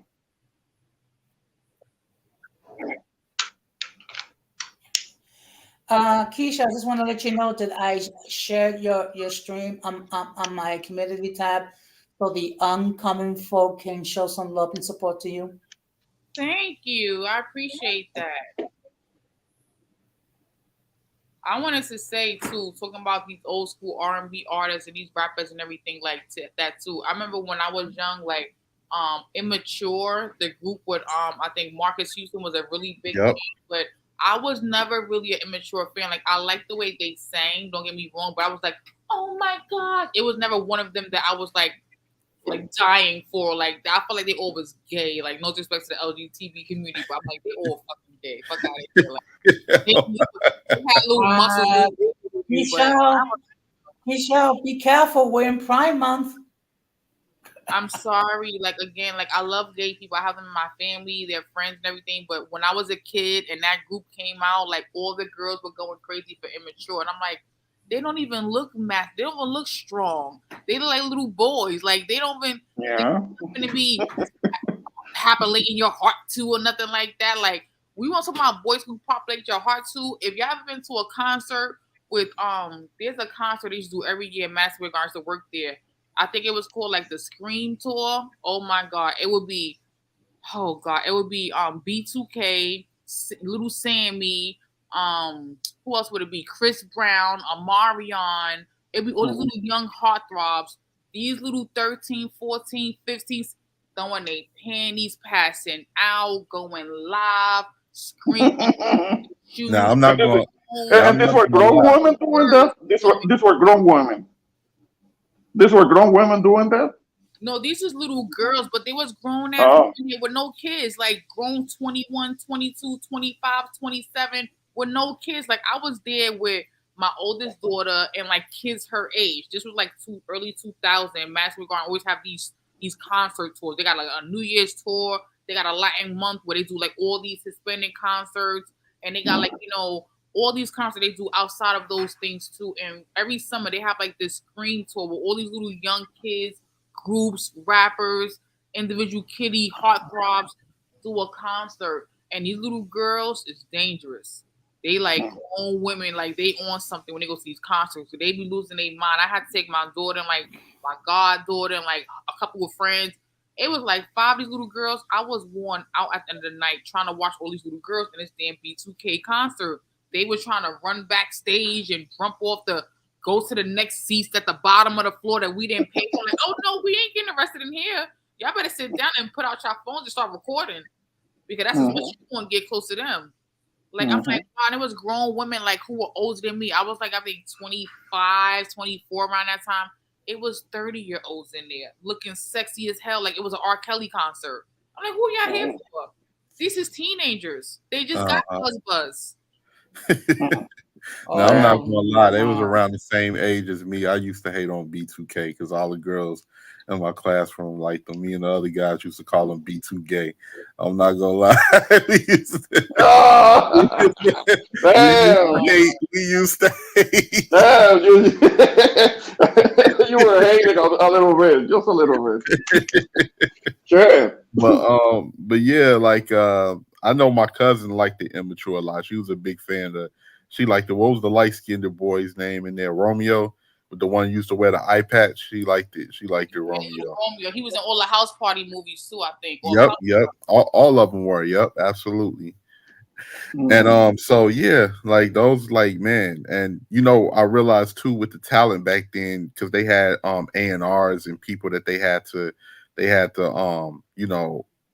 really what's the word I'm looking for? They had to coach the talent on how to be, marketable towards the public. Nowadays, you don't have any of that because the more, people are independent, it's just like, they're just putting music out there and there's really no standard when it comes to music. What Kashel was saying, I remember when Usher first, when he first came out to me, that's when you make me want to leave the one I'm with, start a new relationship. When he came out with that, I can remember, as a kid, I was watching that video and I thought it was 4 of them. I didn't realize he was the same person doing all them damn dance moves with the chairs and all of that, like in the same shot. I'm like, oh, they got this new singing group called Usher. It's like 4 of them. All right. Yeah. Because they will do like an effect that will make him look like there were like 3 or 4 of him at the same time. And yeah. And but it was only him. Good shit. I always liked him. I always like what Usher did, even at that time. But but it wasn't in Confession where he kind of peaked in his popularity. That was after and all of those different songs. Like that's when he blew up. What I was gonna say, like also I was a fan of as a kid too, Patra. I remember Patra. I used to love me some Patra as a kid. I thought she was the kid. She was at a show in Puerto Rico, and I went to see her. I saw her on stage. Yeah. I went to a show and I saw her. Yep. Yeah, I think because she's Caribbean. She's Jamaican, right? She was Jamaican. Yes. Yeah, she's Jamaican. But that was when she came out. When she came out with her first major album. She did a stop in Puerto Rico. That was when the whole underground movement was in its infancy, because that was back in 1992, 1993 or so. So the underground movement, it was an underground show that I went to, and Patra was there, and she did perform a couple of her songs, and people went to see her. Did she And use that one? I'm on a romantic call. That's the song. That was the song. Yeah. you know what?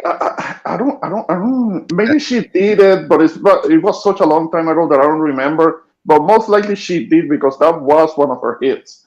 So she may have done it. She may have done that at the show that I went to.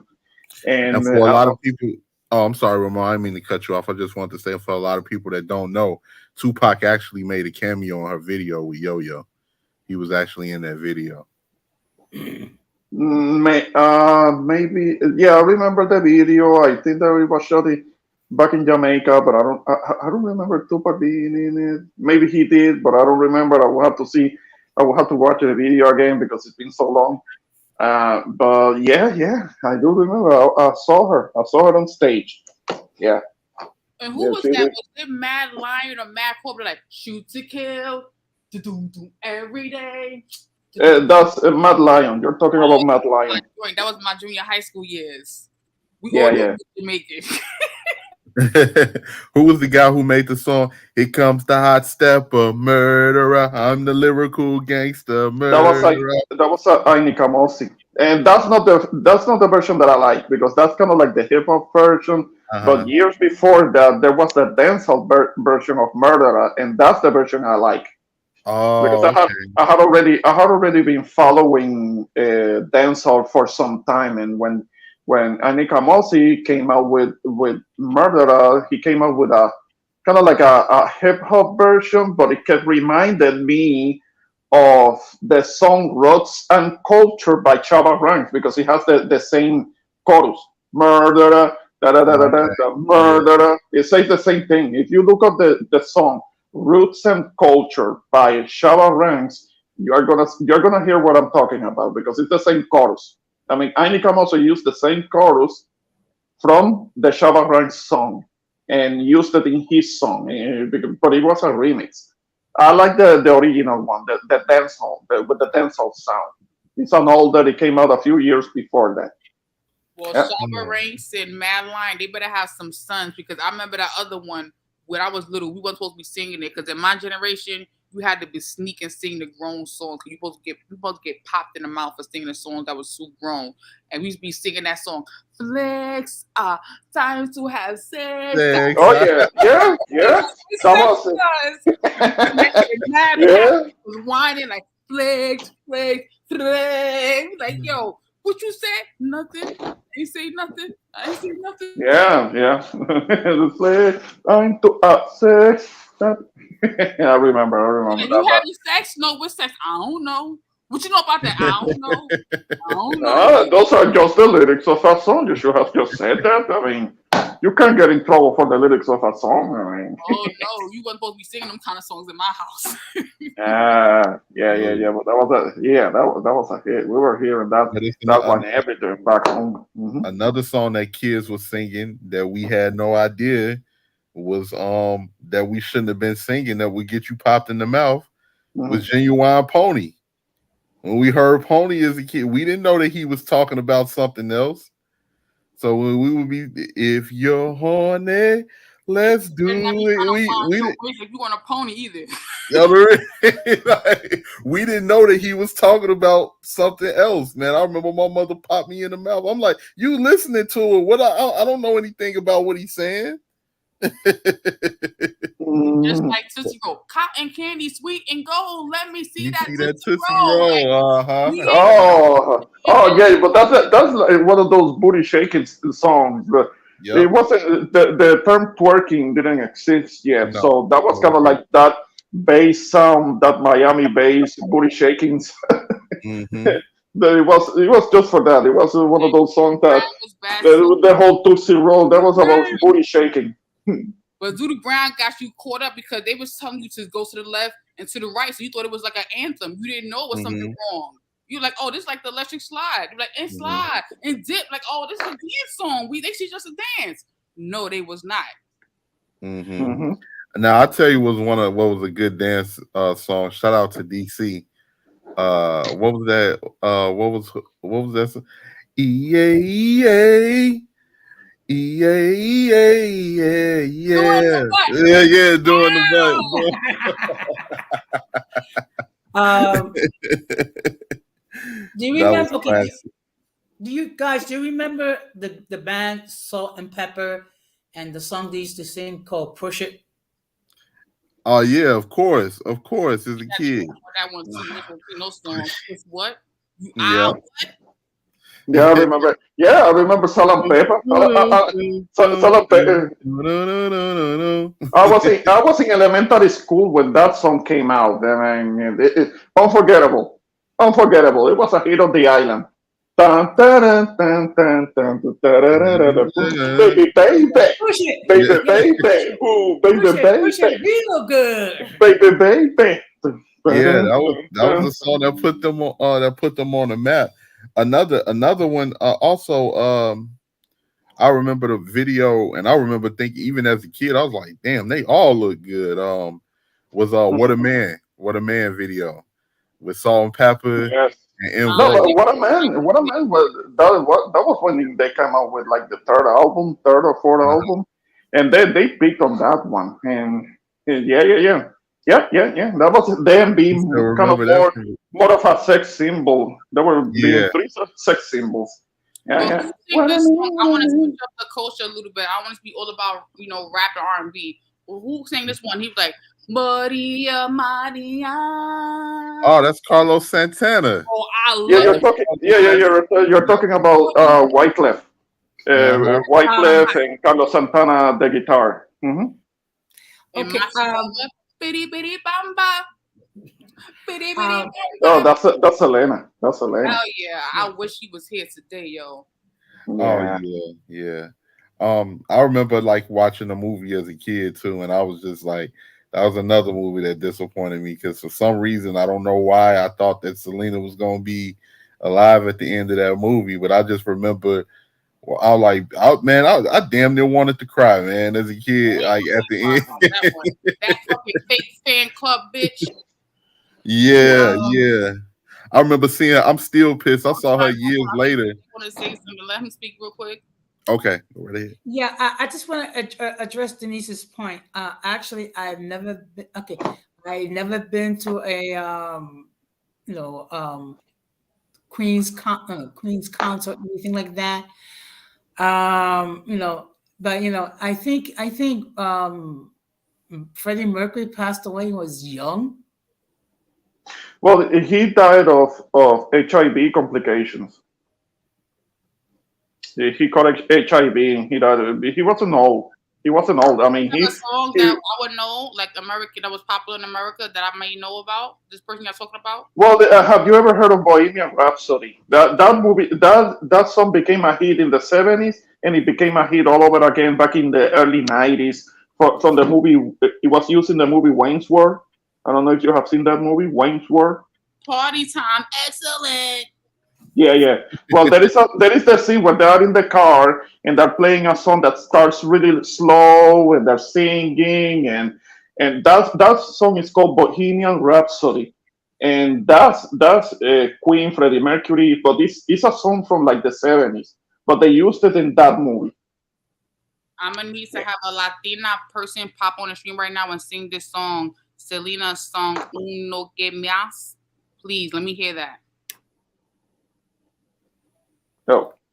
Yeah, Selena was definitely legendary. When I saw, even years later, when I saw them doing an interview with the woman that did that to her, and when they was asking her, why did you do this? And she just kept, I was just like, she was talking, I was like, you fucking liar, you liar. You bitch! I hope they rape you when you get in the fucking slam. I hope they fucking take your head off. Hey, that's you gonna get yours. You gonna get yours. You little fucking female pedophile. You was upset with her. You wanted some of that Selena Nana. That's what it was. Yeah. Well, I mean, it was a situation of trusting the wrong person. Sometimes an obsessing fan. That's what it was. The Selena trusted a fan who turned out to be obsessed, and people have to bet people better than that. He made horrible mistake there.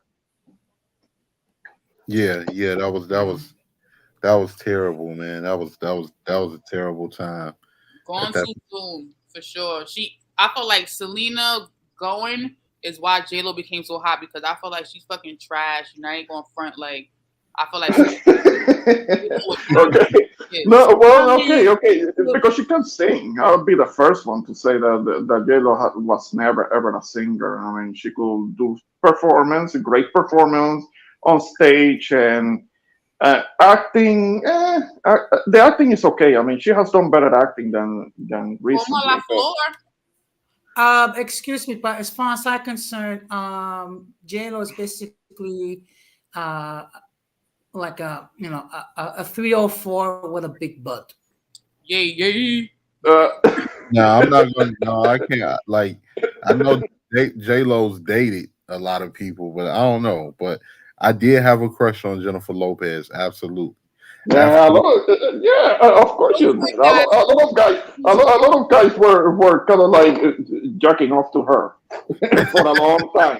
Hold on, I'm guys. not saying you. I'm not saying you. I gotta tell her my Spanish. When she says something in Spanish, I gotta say it because she's teaching me. So, one moment, guys. I'm gonna speak these words.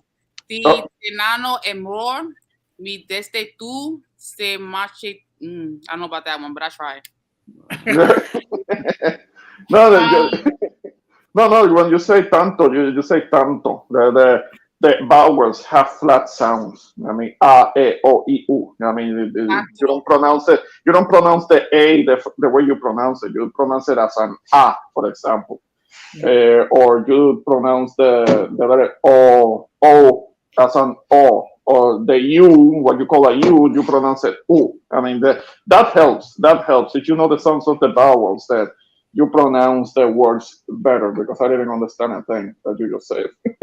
But practice make better, mama. Practice make better. I said it before and I'll say it again. If you really want to learn Spanish, date a Latino.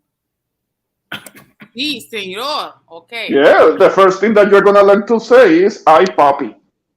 Like, hi, That's the first thing. The first thing that you're gonna learn. Yeah. And of course, you're gonna learn the Spanish swear words as well. Like punta. I think we all knew those growing up. Oh, okay. Yeah. You're gonna start with the kind of like what you will call the 4-letter words, but of course in Spanish they're gonna have different lengths of words, like culo, puta, coño, mierda. Yeah, those are the ones that people start picking up. No, I always learn this one. Adios mío, ros con pollo. That's my favorite one. Ros con pollo. You know that one. You know that one. Chicken and rice. Rice and chicken. But you know something, Keisha? One thing you have to bear in mind that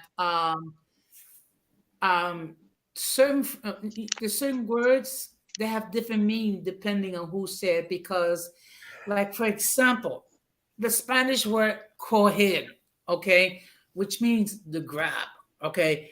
If you say coger to a Mexican, basically they're saying a word that starts with the letter F and ends with the letter K. Yeah, the thing is that I'm around Mexicans a lot, and I say coger in front of them, and by now I think they already know what I really mean. To grab something, to take something, not to have intercourse. Right. So they don't say anything. They don't tell me anything because I know what you're talking about, Jose. And yeah. I mean, there is a bit of a different understanding. It's a slang thing. Because I mean, depending on where you are in Latin America, people use different slang or words vary in meaning. It happens. And a lot of people in the city, they use a lot of broken Spanish, so you think they teach you right, but they teaching you some broken shit. Actually, it's called Spanglish. There is something called Spanglish, where you can say whatever English or whatever Spanish, and whatever you don't say in Spanish, you say it in English, and it's kind of its own thing by now. Mm-hmm. Yo, all I remember from high school is La Cosimo, El Dormitorio, El Baño, and like La cocina. You mean to say la cocina, el dormitorio, el baño? Yeah. Yeah, like after that, they don't teach you enough to have a whole conversation. They just teach you the basics. Like they don't. Yeah, that's kind of like the Rosetta. That's kind of like the Rosetta Stone approach. You're never gonna pick up anything. You're never gonna learn conversationally in Spanish that way. Yeah. Actually, at one time, I actually did streams on my platform completely in Spanish, and Ramon and Denise have participated in a few of those. Yeah, I remember. Yeah, I did. I did a pre-recorded. I did a pre-recorded one in Spanish, but I was touching on a specific issue, a specific thing that had to do with kind of like a Latin celebrity. It'll be good if YouTube, when you do the Spanish stream, if they can interpret and subtitles the English. But then I guess that'll be too much though. But I will have to figure out. I will have to figure out how to do the whole subtitle thing. Yeah, I will have to learn. Put caption. I've seen it before. Yeah. I am not the most tech savvy person here. I mean, basically, I just learned how to pin the link to join the panel on the chat. I mean, you're better than me, Jose. I still don't know how to do it. Okay. What the key? Okay, I'm gonna teach you how. And I think it was either Morena or Muches, or one of the two that taught me. Okay. So what you do is with another device, you look at the link and then you press it, and you're going to see some options. One of the options is going to be to pin the link to the chat. So that's how I do it. So now what I do is when I go live, I pin it. So that way I don't have to be constantly putting the link in the chat. Mm-hmm. So that's on YouTube. That's not on StreamYard. That's what you're saying. No, that's on YouTube. That's on YouTube. Oh, okay. What you're gonna do is you're gonna go. What you can do is before you go live, put the link in the chat before, and then you can pin it. So therefore, when you go live, you don't have to worry about putting in the link because it's already pinned on top. Okay. Yeah, I'm gonna have to try it next time I do a live stream. I'll see if I can get it.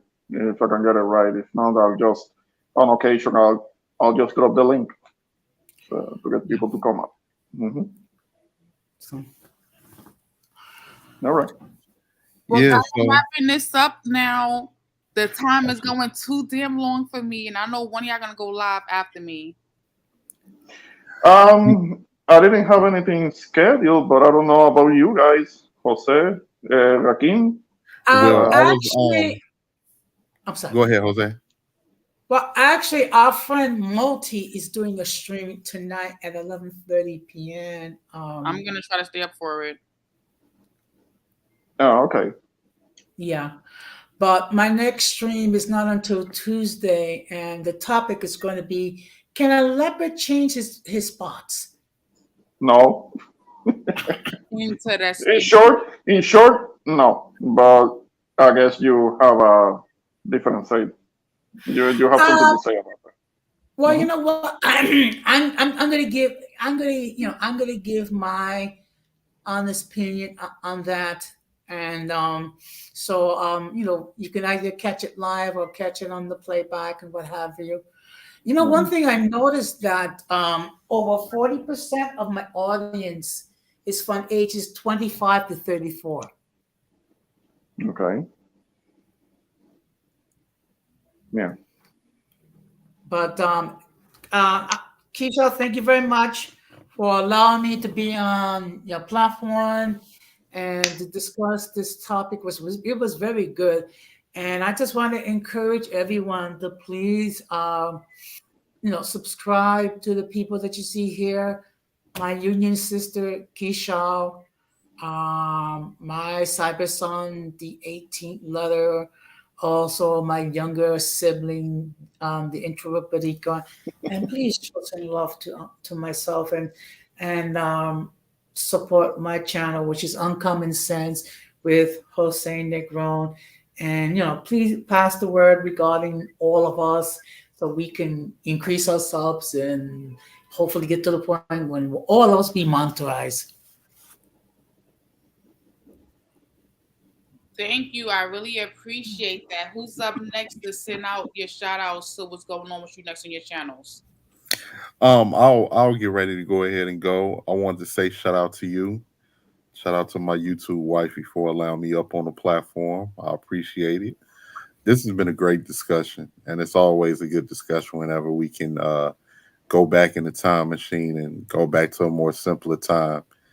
Um, it's crazy now, like when we talk about a lot of the music and different things that we experience as in our childhood, is that these kids now that are in their late teens, early adulthood reacts to a lot of the music from the 90s, especially hip hop and R&B, and just their minds are just so blown away on how advanced it was compared to what they're used to listening to today. And that goes to show you that back then it was more about quality over quantity. Nowadays things are a little bit different. Everything is so fast paced and kind of like microwavable due to the internet. Knowledge travels at such a fast pace, but also a lot of negativity and stuff as well due to the internet. And yeah, those were some of the best times, at that particular time. From childhood to an adult, sometimes you definitely wish you can go back because you were so you were so wide eyed about the world and everything. But it's some pros and cons that come with adulthood. But yeah, it was a great time to sit back and reminisce and talk about how it was at that particular time. Amen. Exactly. You want to go back, but you can't. It's definitely good times. And, I want to talk about this because it's good memories. That's wellness, positive thoughts, happy energy. So, thank you for shedding some light on that. We relate a lot with close in age. We got similar backgrounds. So, it's great to have you up here so you can, give your perspective from Chi Town on what we dealt with, as far as our age range and our generation to now. And that's what I want to talk about, childhood to adulthood, then and now, how things have changed, how things are just so different. And it makes all of us on the platform appreciate our childhood and being a youngin'. Absolutely. And it was one more song I was meaning to talk about when we were speaking earlier. And I used to love that song by Queen Latifah when I was growing up. That just another day living in the hood, just another day around the way. You remember that song? Was how that was UNITY. You gotta let them know UNITY. That's in unity. Absolutely, absolutely. Who you calling a bitch? Oh, absolutely. Yeah. That was a classic, man. When Shout women out had values to themselves, they didn't have to let it all hang out. When really women really appreciated their bodies, like temples, and well, some of them at that time, she was representing that black woman and didn't have to be scandalous, shaking her ass, rapping. absolutely. She represented a different kind of black woman at that time, so we don't got that right now. No, we don't. Her, MC Light, and I got to give it up to, of course, guys. You better watch out. Some girls are only about that thing. Yeah. Got to give it up to Lauryn Hill. Lauryn Hill was the biggest. Yeah. Was the biggest at that particular time. Lauryn Hill was one of the best. And in my personal opinion, just my personal opinion, she's, if I would say, the top female rapper ever, like one of the top up there. Even though she had one album, her quality and skill was unmatched. Also, we don't give enough credit to Missy Elliott. Missy Elliott is definitely a legend. Missy Elliott is definitely a legend. So, but Yeah. I'll admit. Oh, go ahead, Ramon. I'm sorry. No, I'm gonna let you finish. I'm gonna let you finish, and I'll add a little something to what you just said. No, I was just gonna say, yeah. I mean, because Missy was so creative, and she wrote for a lot of people. That's one thing we don't know. But when she first came out with that, I can't stand the rain. Against my window. When that first came out, that was the joint. That was the joint. So shout out to that music that we grew up on back then. For real, for sure. Well, thank you, King, for blessing us with all that energy and all that good space memories. That's what I want you to do, bring memories, that happy moment, that joyful, positive moment, not this super microwavable world we live in now where if someone didn't send you a like or a friend request or someone didn't comment on your picture in the last 2 seconds, you're about to commit suicide type of thing. So thank you for all of that. Oh, well, thank you for allowing me to be up on here, Kishelle. And you just reminded me of a meme I seen that was really funny of this dude, right? He was getting jumped, and guys was punching on him in his head and his body and everything. And it was funny because I read the words in the meme. It said unfriended in the 90s. I always thought that was pretty funny. Real though, that's what we That's how you unfriended somebody in the 90s. So. Yeah. But that was pretty funny. But thank you once again for allowing me to be up here. And I want to pass the mic to my boy Ramon and shout out to everybody that's in the chat. Thank you. Hey, take it easy, take it easy. Have a good one, dude.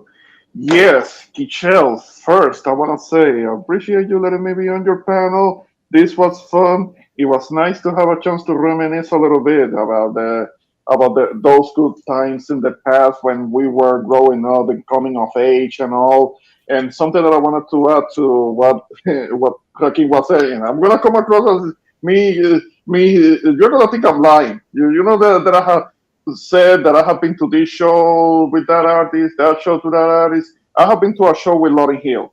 I've seen her on stage, and great show if you can get her to come on stage because she has a reputation of not being a very prompt person. I mean, if you go to a show of hers, she might show up very late if she shows at all.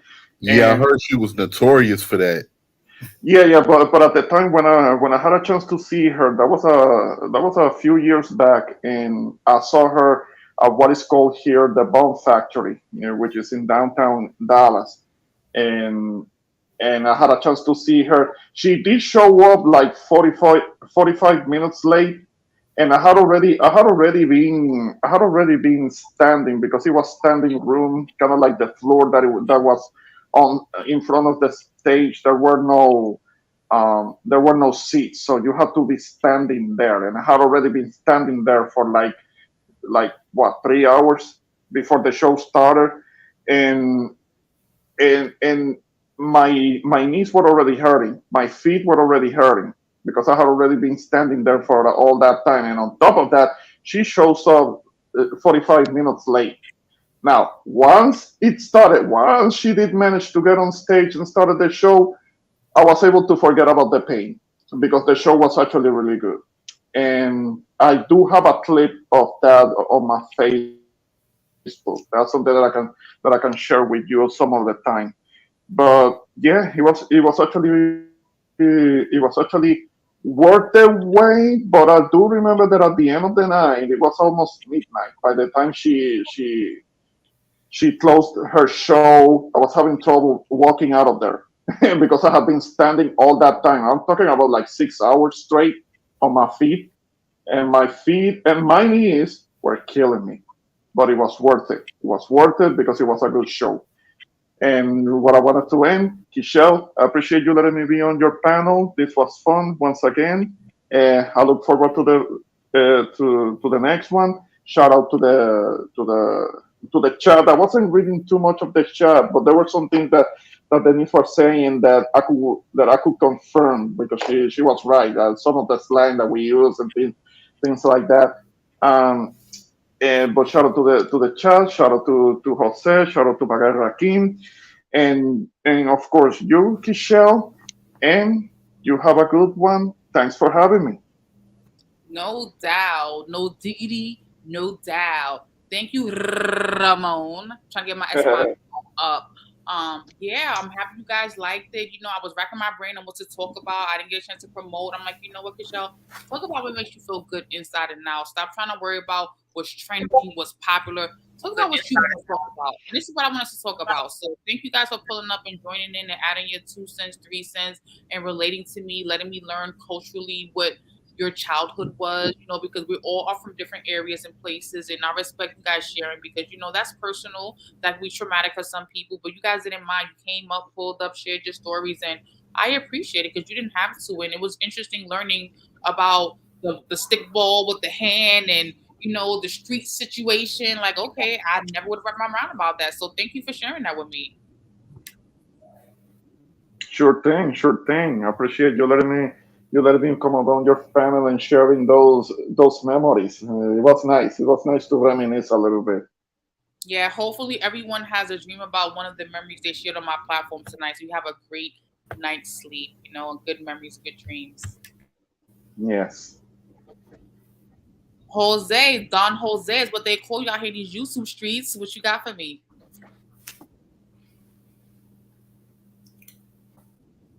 Yes. Well, like I said, it was a great topic, and I always enjoy being with here. And of course, I gotta tease Ramon because I do like things when to be slightly cool. Okay, and the reality is we haven't had a decent winter in New York in years. So maybe God will bless us with a nice cold winter. Adios mío, arroz con pollo. Yeah. No, well, the thing is that a little cold means polar bear temperatures like minus 30 degrees or something that only the polar bears can withstand that. That's your thing. I mean, you have evolved or devolved to need to be in those cold ass weather. You need to be in the tropics. We And Puerto Ricans are you tropical people. see your YouTube profile channel. Well, look, you have to experience a little chilly weather to appreciate the warmth. So, and unfortunately, we haven't had any cold winters here in New York for years. What are you talking about? I'm in Texas and we had snow.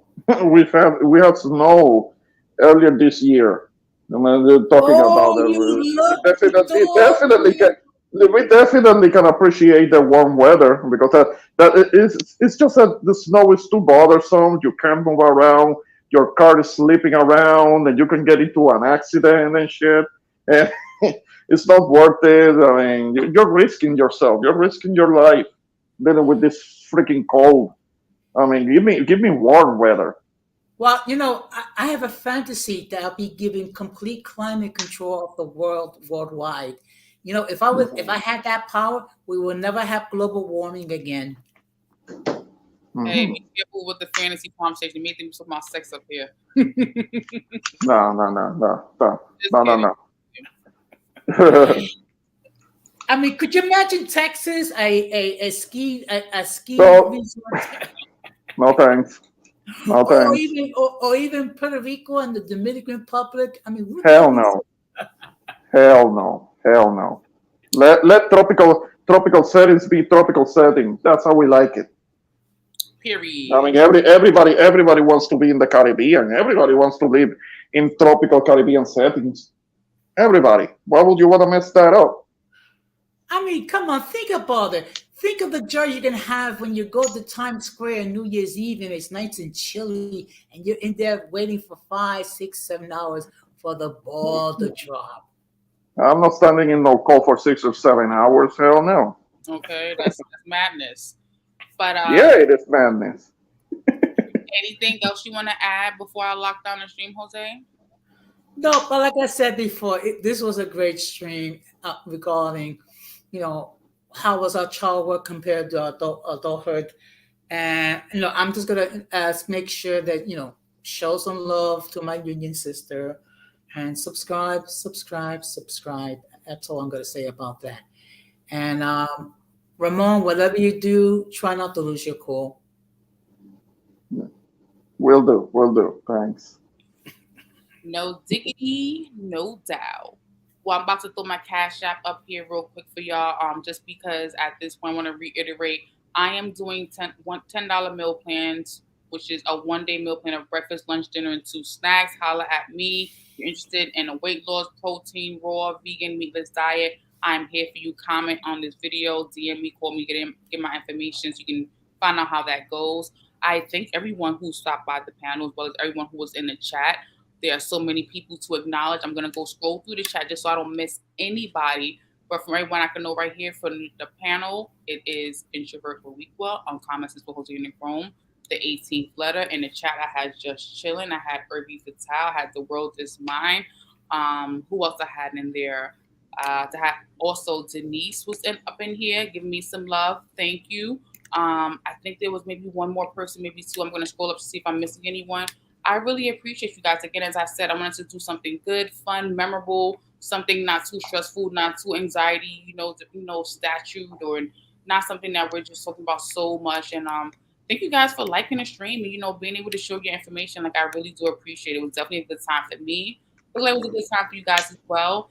And I'm happy you guys could share with me, what your thoughts were regarding, adulthood now and childhood then, and what these kids are missing out on, and all the fun things that were simple in life, the old school TV shows, the cartoons, the songs, the apparel, how we looked, what we did. All that stuff was so dope, so fun, so cool. And it's sad that, we don't see so much of that anymore in 2023 with these children, these baby kids, whatever we're going to call them. But all jokes, not to be too serious though, but it was a great conversation. Please make sure you like and subscribe to my channel. Hit that bell notification. You get all of my posts when I'm going live. I'm going shorts, reels, all of that. Again, shout out to my day ones. What would I be without my day ones? And outside of the day ones, the new people who are just like, hey, I like that video, that short, whatever she did. I want to see more. Shout out to the new subscribers. I really appreciate you guys. Tonight we were talking about adulthood versus childhood. Then now, please hit that subscribe button. Outside of that, peace out, y'all. It's been real. Take care. I hope you guys are enjoying Father's Day weekend, Juneteenth. This summer it's about to be a hot girl summer or a hot boy summer, I believe. Beaches are open, Six Flags, Great Adventures, all that good stuff is happening. I hope you guys enjoy yourselves. Peace out. It's been real. Peace. Peace.